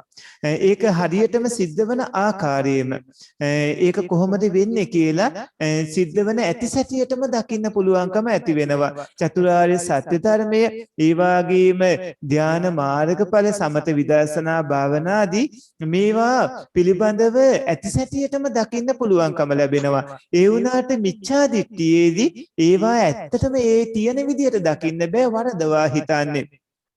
දැන් කවුරු හරි කෙනෙක්ට සතියක් දැක්කහම ඒක Tamanට හරියට මේ ආහාරයක් විදිහට වගේ හිතෙන්න පුළුවන්. ආහාරයක් විදිහට හිතලා ඒ සතා පිළිබඳ රස තණ්හාවෙන් සතා මරලා අනුභව කරනා වගේ තැනකටපත් වෙන්න පුළුවන්. ඒ ඇත්තටම තියෙන කවුරු වරදවා දකින හින්දා. හැබැයි සම්මාදිට්ඨිය තියෙන තැනේදී කාරණාව හරියට දැක්කාම Taman වගේම අසරණව සංසාරේ ගසාගෙන යන කෙනෙක් විදිහට ඒ සත්‍යය දැකලා ඒ වෙනුවට අර සතා මාන චේතනා වෙනුවට මෙතන කරුණාමෛත්‍රිය ආදී චේතනා පතුරවමින් යහපත් පැත්තට හැරෙන්න පුළුවන්. සම්මාදිට්ඨිය කුසල් සිත්වලදී යෙදෙන්නේ මිච්ඡා දිට්ඨිය, අකුසල් සිත්වලදී යෙදෙන්නේ. එතකොට මිච්ඡා දිට්ඨිය නපුරක් නරක, සම්මා දිට්ඨියයි මිච්ඡා දිට්ඨියයි දෙක එකට යෙදෙන්නේ නැහැ. දෙක යෙදෙන්නේ දෙආකාරයකට. දෙආකාරයේදී අකුසල් සිත්වල යෙදෙන දිට්ඨිය අතිශයින්ම භයානක වෙනවා. කුසල් සිත්වලදී යෙදෙන දිට්ඨිය අතිශයින්ම සියලුම කුසල පාසක ධර්ම වලට ප්‍රබලවම නැගී සිටින ප්‍රබල වටිනාම ධර්මතාවයක් වෙනවා. පැහැදිලිද? ස්වාමීන් වහන්සේ දැන් එහෙම කියනකොට දැන් සම්මාදිට්ඨියක් ලැබපු වෙලාවක දිට්ඨි චෛතසිකයේ යෙදෙන්නේ නැහැ කියලා තේරුම් ගත්තාම එහෙම නේද කරන්න ඕනේ. ඒක නේද කියන්නේ. ඒක කොහොමද වෙන්නේ? සම්මාදිට්ඨියක් ලැබපු වෙලාවේදී දිට්ඨි චෛතසිකයේ දෙන්නේ නැහැ කිව්වහම දැන් අපි මේ කතා කරන්නේ අකුසල්සේ 12 යෙදෙන අකුසල චෛතසික ධර්ම ගැනයි. එතකොට අද අපි මේ කුසල සිත්වල යෙදෙන කුසල චෛතසික ගැන කතා කළේ නැහැ. සෝබන් චෛතසික ගැන. අපි මේ කතා කරමින් ඉන්නේ සම්මාදිට්ඨිය කියන කුසල පාර්ශවයේ චෛතසික ගැන නෙවෙයි, මිච්ඡාදිට්ඨිය කියන අකුසල පාර්ශවයේ චෛතසික. එතකොට දිට්ඨිය දෙකක් තියෙනවා. සම්මාදිට්ඨිය මිච්ඡාදිට්ඨිය විදිහට අද අපිට අදාළ වුණේ මිච්ඡාදිට්ඨිය විතරයි. ඒ මිච්ඡාදිට්ඨියදී දෙන දිට්ඨි චෛතසිකය. ඔව් ඒ කියන්නේ අකුසල් සිත්වලදී ලෝභ මූල සිත්වලයේත්න දිට්ඨි චෛතසිකය ගැන තමයි අපි කතා කළේ. අපි ඉදිරියේදී කුසල් සිත්වලයේත්න මේ සෝබන චෛතසිකවලදී කතා කරනවා කුසල පාර්ශවයේ මේ ධර්මතා ගැන.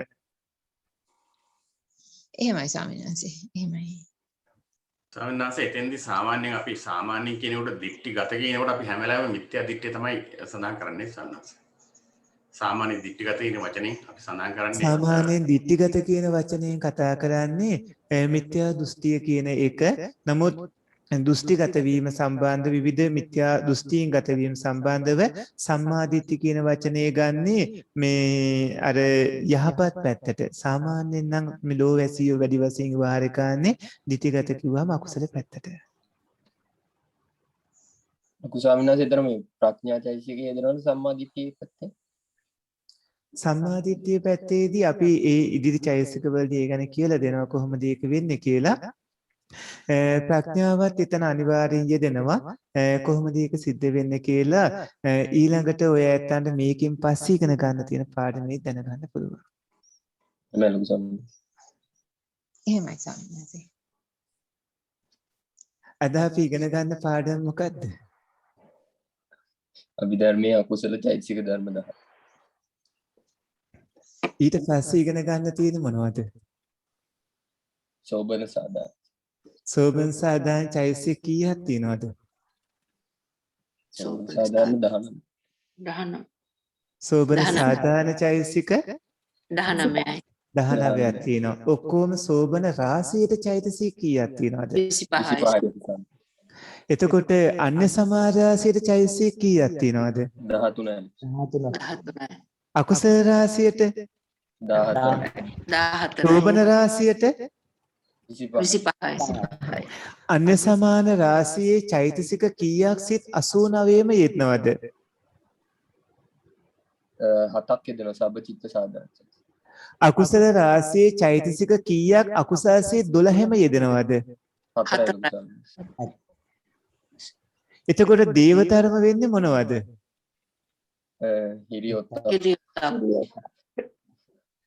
හිරියොත්ප්ප ධර්ම.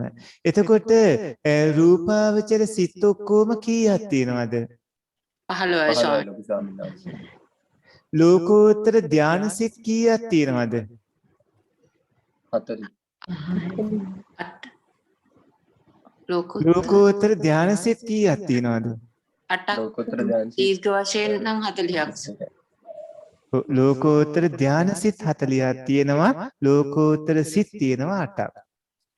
එතකොට මේ ධාන සිත් වලට ගත්තාම ඒක 40ක් වෙනවා.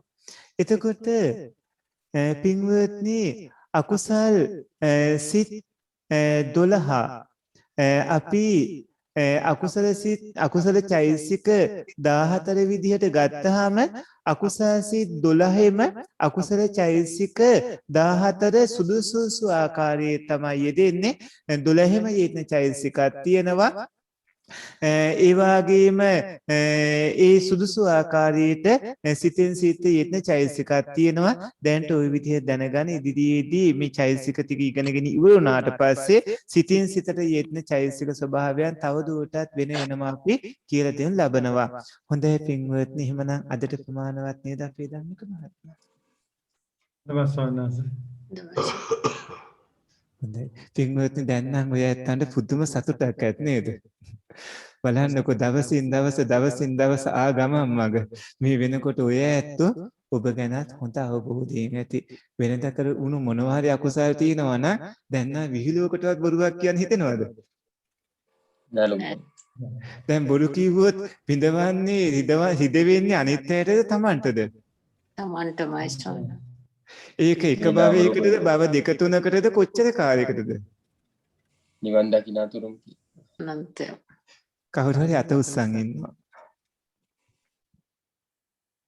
අවසරයි ස්වාමීන් වහන්සේ, උපච්ඡේද අවසරයි ස්වාමීන් වහන්සේ. ඔව් එක්කෙනෙක් අවසරයි ස්වාමීන් වහන්සේ. උපච්ඡේද කර්මය ගැන උපච්ඡේද මරණය ගැන ස්වාමීන් වහන්සේ දේශනා කරානේ. අර එතකොට මේක ඇති වෙන්න දැන් ස්වාමීන් වහන්සේ කිව්වේ අර මේ ditta ධම්ම වේදනීය හරි උප්පච්ච වේදනීය හරි අපරාපරිය වේදනීය හරි කර්මයක් අර එකපාරට බලපානවා කියලානේ. එහෙම නැතුව දැන් කියන්නේ දැන් ඍතු මොකක් හරි වෙනස් වීමක් හරි මොකක් හරි එකපාරට වෙන හේතුවක් හින්දා එහෙම වෙන්න බැරිද?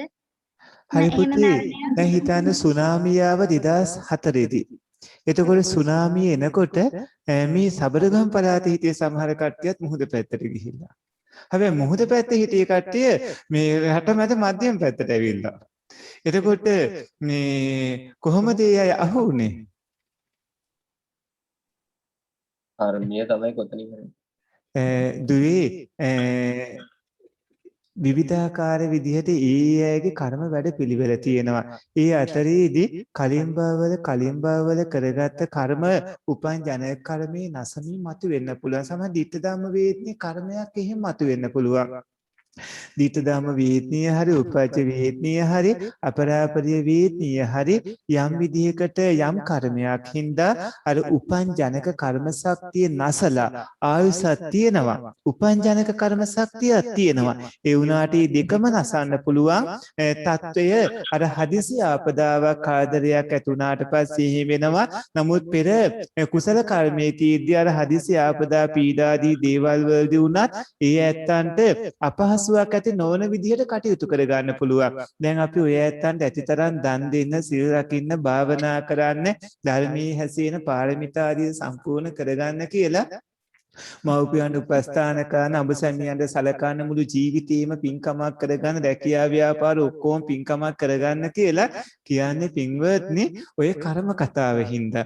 ඔය ඇත්තෝ දැන් යහපත් හරියට කුසලයේ හැසිරුණොත් ඔය ඇත්තන්ට ඒක මේ ජීවිතේ විතරක් නෙමේ ඊළඟ භවවල දීර්ඝ සසරේ නිවන් දකින කාම උපකාර වන හින්දා, ලොකු යහපතක් වන හින්දා ඒ නිසායි ඔය ඇත්තන්ට කුසලයේම හැසිරෙන්න කියලා කියන්නේ. අකුසල් කරගත්තොත් ඒක නොහිතන වෙලාවක හදිසි කරදරයක්, උපද්‍රවයක්, ඍතු වෙනස් වීමක්, ගම් වතුරක් නැත්තම් නායෑමක්, බස් පෙරලීමක් ඔය මොන විදිහට හරි මතුවෙන්න පුළුවන්. හැබැයි පින්වත්නි කුසලයෙන් සත්‍යමත් වුණොත් අර ජාතක කතාවල තියෙන කරත්තට යට කරන්න හැදුවත් දීසියෙන් මරන්න බෑ. හොඳයි ඊළඟ එක. එහෙමයි ස්වාමීන් වහන්සේ, තෙරුවන් සරණයි. තෙරුවන් සරණයි. අවසර ස්වාමීන් වහන්සේ. මේ දැන් වහන්සේ මාන්‍ය ගැන මේ විස්තර කරපු එකේදී අර එක එක්කෙනාගේ තියෙන හැකියාවන් සම්බන්ධයෙන් මාන්‍ය ගැන ඔබ වහන්සේ දේශනා කරා. එතනදී දැන් මේ අපි වැඩ කරනකොට අපිට වඩා කෙනෙක්ට හැකියාවන් තියෙනවා කියලා දැනගෙන ඉන්න හින්දා ඒ කෙනාට ඉඩ දීම එතන මේ මාන්‍යයට අයිතිද? නැහැ. ඒ කියන්නේ අපිට වඩා මෙයාට හැකියාව තියෙනවා කියලා දැනගෙන ඉන්න එක ඒක ඇත්ත දෙයක්නේ. Tamanට වඩා පුළුවන් කෙනාට සුදුස්සාර සුදුසු තැන දෙන්න ඕනේ. එතකොට දැන් බුදුරජාණන් වහන්සේ හිතන්නකො අපේ උරුවේල කාශ්‍යප, නදී කාශ්‍යප, ගයා කාශ්‍යප, තුම්බෑ ජටල මහරහතන් වහන්සේලා ඔක්කොම රහතන් වහන්සේලා වැඩ ඉති පස්සක තවුස් මහරහතන් වහන්සේලා ඔක්කොම වැඩ ඉන්නකොට බුදුරජාණන් වහන්සේ උපතිස්ස කෝවිලට දෙදෙනා පැමිණෙනකොට ඒ සාරිපුත්ත මොග්ගල්ලාන මහරහතන් වහන්සේලා අනාගතයේ ඒ කියන්නේ මේ සම්බුදු සසුනේ වර්තමාන සම්බුදු සසුනේ අග්‍රශ්‍රාවකයන් වහන්සේලා කියලා ඒ විදිහට දේශනා කළේ ඒ අයගේ සුදුසුකම් හින්දානේ. සුදුසා සුසුතැන්දීම එතන මානෙ නිසා ඇතිවන කවුණක් හින්දා නෙමෙයි. ඒක ඒ විදිහට සැලකීම ඇත්තටම සුදුසුකම හින්දා. නමුත් මෙතනදී සමහරවන්ට මෙයාගේ ඇඟ මට වඩා ගොඩක් ශක්තිමත්, මට වඩා එයා ගොඩක් ශක්තිමත් කෙනෙක්. ඒ විදිහට අර තමන්ට වඩා අනිත් කෙනාව මනිනවා. තමාගේ தත්ත්වය තමන් විසින්ම මැන ගන්නවා. අරයට වඩා තමන් පහළ කෙනෙක්. නැත්නම් අරයාගේ ශරීර ශක්තියට වඩා මට ශක්තිය වැඩි. ඒ විදිහට මැන ගැනීම එකක්, සුදුසාට සුසුතෙන් ලබා දීම තව එකක්. එහෙමයි ස්වාමීන් වහන්සේ. බොහොම ස්තුතියි. හොඳයි පින්වත්නි, එහෙමනම් ඔය සත්පුරුෂය අදත් අපි ධර්ම ඉගෙන ගත්තා. දැන් නම් ඔය ඇත්තන්ට පුදුම සතුටක් ඇති වෙනවා ඇති. පින්වත්නි, මොනතරම්නම් සුවදායිද, මොනතරම්නම් ඇත්තටම මේ වචනේ කියන්න හොඳ නෑ. නමුත් මේක කියන්න ඕන. හරිම රසවත් නේද? හරිම ප්‍රණීතයි, හරිම සුන්දරයි නේද අභිධර්ම ඉගෙන ගන්නවා කියන්නේ. ඔය ඇත්තන්ට එක ධර්ම දේශනාවකින් දෙකකින් මේ ටික දැනගන්න පුළුවන්ද? හැබැයි ඔය ඇත්ත කෙලින්ම අභිධර්ම ඉගෙන ගත්තේ නම් දැන් ඔබටත් බණ කියන්න පුළුවන්. එහෙම කිව්ව කියලා බණ කියන්න යන්න එපා. පින්වත්නි, නමුත් ඔය ඇත්තන්ට ඒ තරම් ධර්ම ඥානයක් දැන් මේ වර්ධනය වෙනවා. ඔය පින්වතුන් දැන් ගොඩක් ඒව දන්නවා. පාඩම් 20යි. ඒ වුණාට ඔය ඇත්තන්ට මේ දැන් වෙන කෙනෙක් අභිධර්ම උගන්වනටත් වඩා අපි ගොඩක් ඒවා ආවරණය කරලා තියෙනවා ත්‍රිපිටකය අදාළවම අරගෙන. පින්වත්නි, සත්පුරුෂ ඔය ඇත්තු මෙතෙක් වේලා සිදු කරගත්ත මේ සියලුම පුණ්‍ය සම්භාරය ඔය සදහැවතුන් නමින් පාළුව සපත් වූ සියලු නෑදෑයන්ට අනුමෝදන් කරන්නට ඕනේ. අපි අපරැකේ පඤ්ඤාසාර පොඩි හාමුදුරුවෝ, ඒ වගේ අපේ සියලු ශිෂ්‍ය ස්වාමීන් වහන්සේලා, ඒ වගේම අපේ ධම්මික මහත්මයා, ශාන්ති මහත්මිය, මේ විනන්න ආයුධින් සහයෝගී දැක්වූ සත්පුරුෂෝ, මේ අමාසාන්ත අපවන ආරංචින් නිස්සනේ නිර්මාණය කරපු ජයලාල් මැතුම් මැතිනි සත්පුරුෂෝ, ওই විවිධ රටවල් වල ඉන්න පුණ්‍යවන්ත ඔය සදහැවතුන් හැම දෙනාගේම නමින් මියගිය සසරගත නෑදෑයිනට ඒකාන්තයෙන්ම මේ පින් අනුමෝදන් වේවායි කියලා ඥාති පින් අනුමෝදන් කරන්න. ඉදම් මේ ඥාතීනං හෝතු. ධම්මේ ඥාතීනං හෝතු සුඛිතා හොන්තු ඥාතයෝ. ඉදම් මේ ඥාතීනං සුඛිතා හොන්තු ඥාතයෝ. ඉදම් මේ ඥාතීනං හෝතු සුඛිතා හොන්තු ඥාතයෝ. සියලු දෙවියන්ට මේ පින් අනුමෝදන් කරන්න. සක්‍රවෛශ්‍ය දතරාෂ්ට්‍ර විරෝධ විරූපාක්ෂාදී කොටගත් සමස්ත දිවරාජ සමූහයා මේ පින් අනුමෝදන් වේවා. පින් අනුමෝදන් වන දෙවියෝ නිරන්තරයෙන්ම ඔබ හැමදෙනාම රකිත්වා. දෙවියෝ පින් ලබත්වා. දෙවියෝත් නිවනින් සැනසෙත්වා. ඒක දෙවියන්ට පින් අනුමෝදන් කරන්න. ආකාසට්ටාච ආකාසට්ටාච බුම්මට්ටා දේවානාගා මහිත්‍තිකා පුඤ්ඤන්තං අනුමෝදිत्वा චිරන් රක්ඛන්තු සම්බුද්ධ ශාසනං චිරන් රක්ඛන්තු සම්බුද්ධ දේශනං චිරන් රක්ඛන්තු සම්බුද්ධ ශාවකං.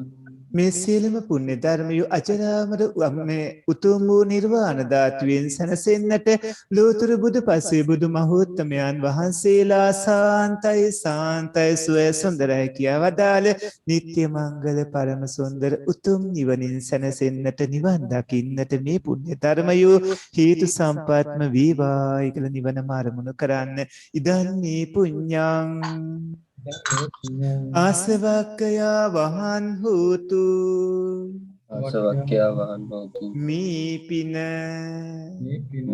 නිවන් අවබෝධ වීම පිණිසම හේතු වේවා. මේ කුසලයේ බලයෙන් නිවන් දකිනාතුරුම පස්පව් දස අකුසල් කරන බාලයින්ගේද අසත්පුරිසයින්ගේද සත්පුරුෂයින්ගේද සත්පුරුෂයින්ගේද පාප මිත්‍රයින්ගේද පාප මිත්‍රයින්ගේද ආශ්‍රය නොලැබේවා ආශ්‍රය නොලැබේවා දානාදී පින්කම් කරන සීලාදී අනන්ත ගුණ පුරන විදර්ශනාදී භාවනා වඩන සත්පුරුෂයින්ගේද කල්යාණ මිත්‍රයින්ගේද බුද්ධාදී ආර්ය මහෝත්තමයින්ගේද ආශ්‍රයම ලැබේවා සත්පුරුෂ පින්වත්නි මේ විශේෂ මතක් කිරීම ගිය සිකුරාදා දින භාවනා වැඩසටහන කරන්නට නොහැකි වුණා. මේ ගැඹුරු භාවනා වැඩසටහන පරිසම්පාදයට අදාළ සඳුදා දවසේ මේ අපේ ධම්මික මහත්මයා එහෙම සවන්නස සඳහා දින ඒ කියන්නේ හෙට දින පින්වත්නි රාත්‍රී 8ට මේ වැඩසටහන පවත්වනවා. සිකුරාදා ඒක පවත්වන්න බැරි වුණේ බොහොම අහිංසක දුප්පත් අපේ මහත්මයෙක් මේ නැති වෙලා 3 මාස දානෙත් අපි දානවලට වඩින්න නැතු වුණාට ධර්ම දේශනාවට මටම වඩින්න කියලා කිව්වා. ඉතින් මම වෙන ස්වාමීන් වහන්සේ නමක් වඩාම හැදුවේ. නමුත් මේ කොහොමත් ඒ වගේ කවුණ ගැන අපි ටිකක් වැඩිපුර සැලකිලිමත් වෙනවා. ඉතින් අහිංසක ඇත්තෝ හරිම සත්පුරුෂ සිල්වතුන් ගුණවතුන්. ඉතින් ඒ නිසා අපි ඒ සඳහා වැඩම කළා. ඒකයි අපි සිකුරාදා වැඩසටහන මේ සිද්ධ කළේ නැත්තේ. පින්වත්නි හෙට දින රාත්‍රියේ ඒ වැඩසටහන පවත්වනවා. ඔය ඇත්තෝ ඒ ගැඹුරු මේ පටිච්චසමුප්පාද ධර්ම දේශනාවන් හා සම්බන්ධව භාවනා කමඨාන් වලට ඒ හා සම්බන්ධ වෙන්න. ඔබ සියලු දෙනාටම තුනුරුවන් සරණින් නිදුක් නිරෝගී දීර්ඝායුෂ ලැබේවා. අභිවාදන සීලිස නිච්ඡං වද්දාපචායිනෝ චත්තාරෝ ධම්මා වඩ්ඩಂತಿ ආයුවන්නෝ සුඛං බලං ආයුරාරෝග්‍ය සම්පatti සග්ග සම්පatti මීවචේ අතෝ නිබ්බාන සම්පatti මිනාති සමිච්ඡතු. සාදු සාදු සාදු. අපි සියලු දෙනාම මේ අවස්ථාවේදී අපරස් කරගත් සියලු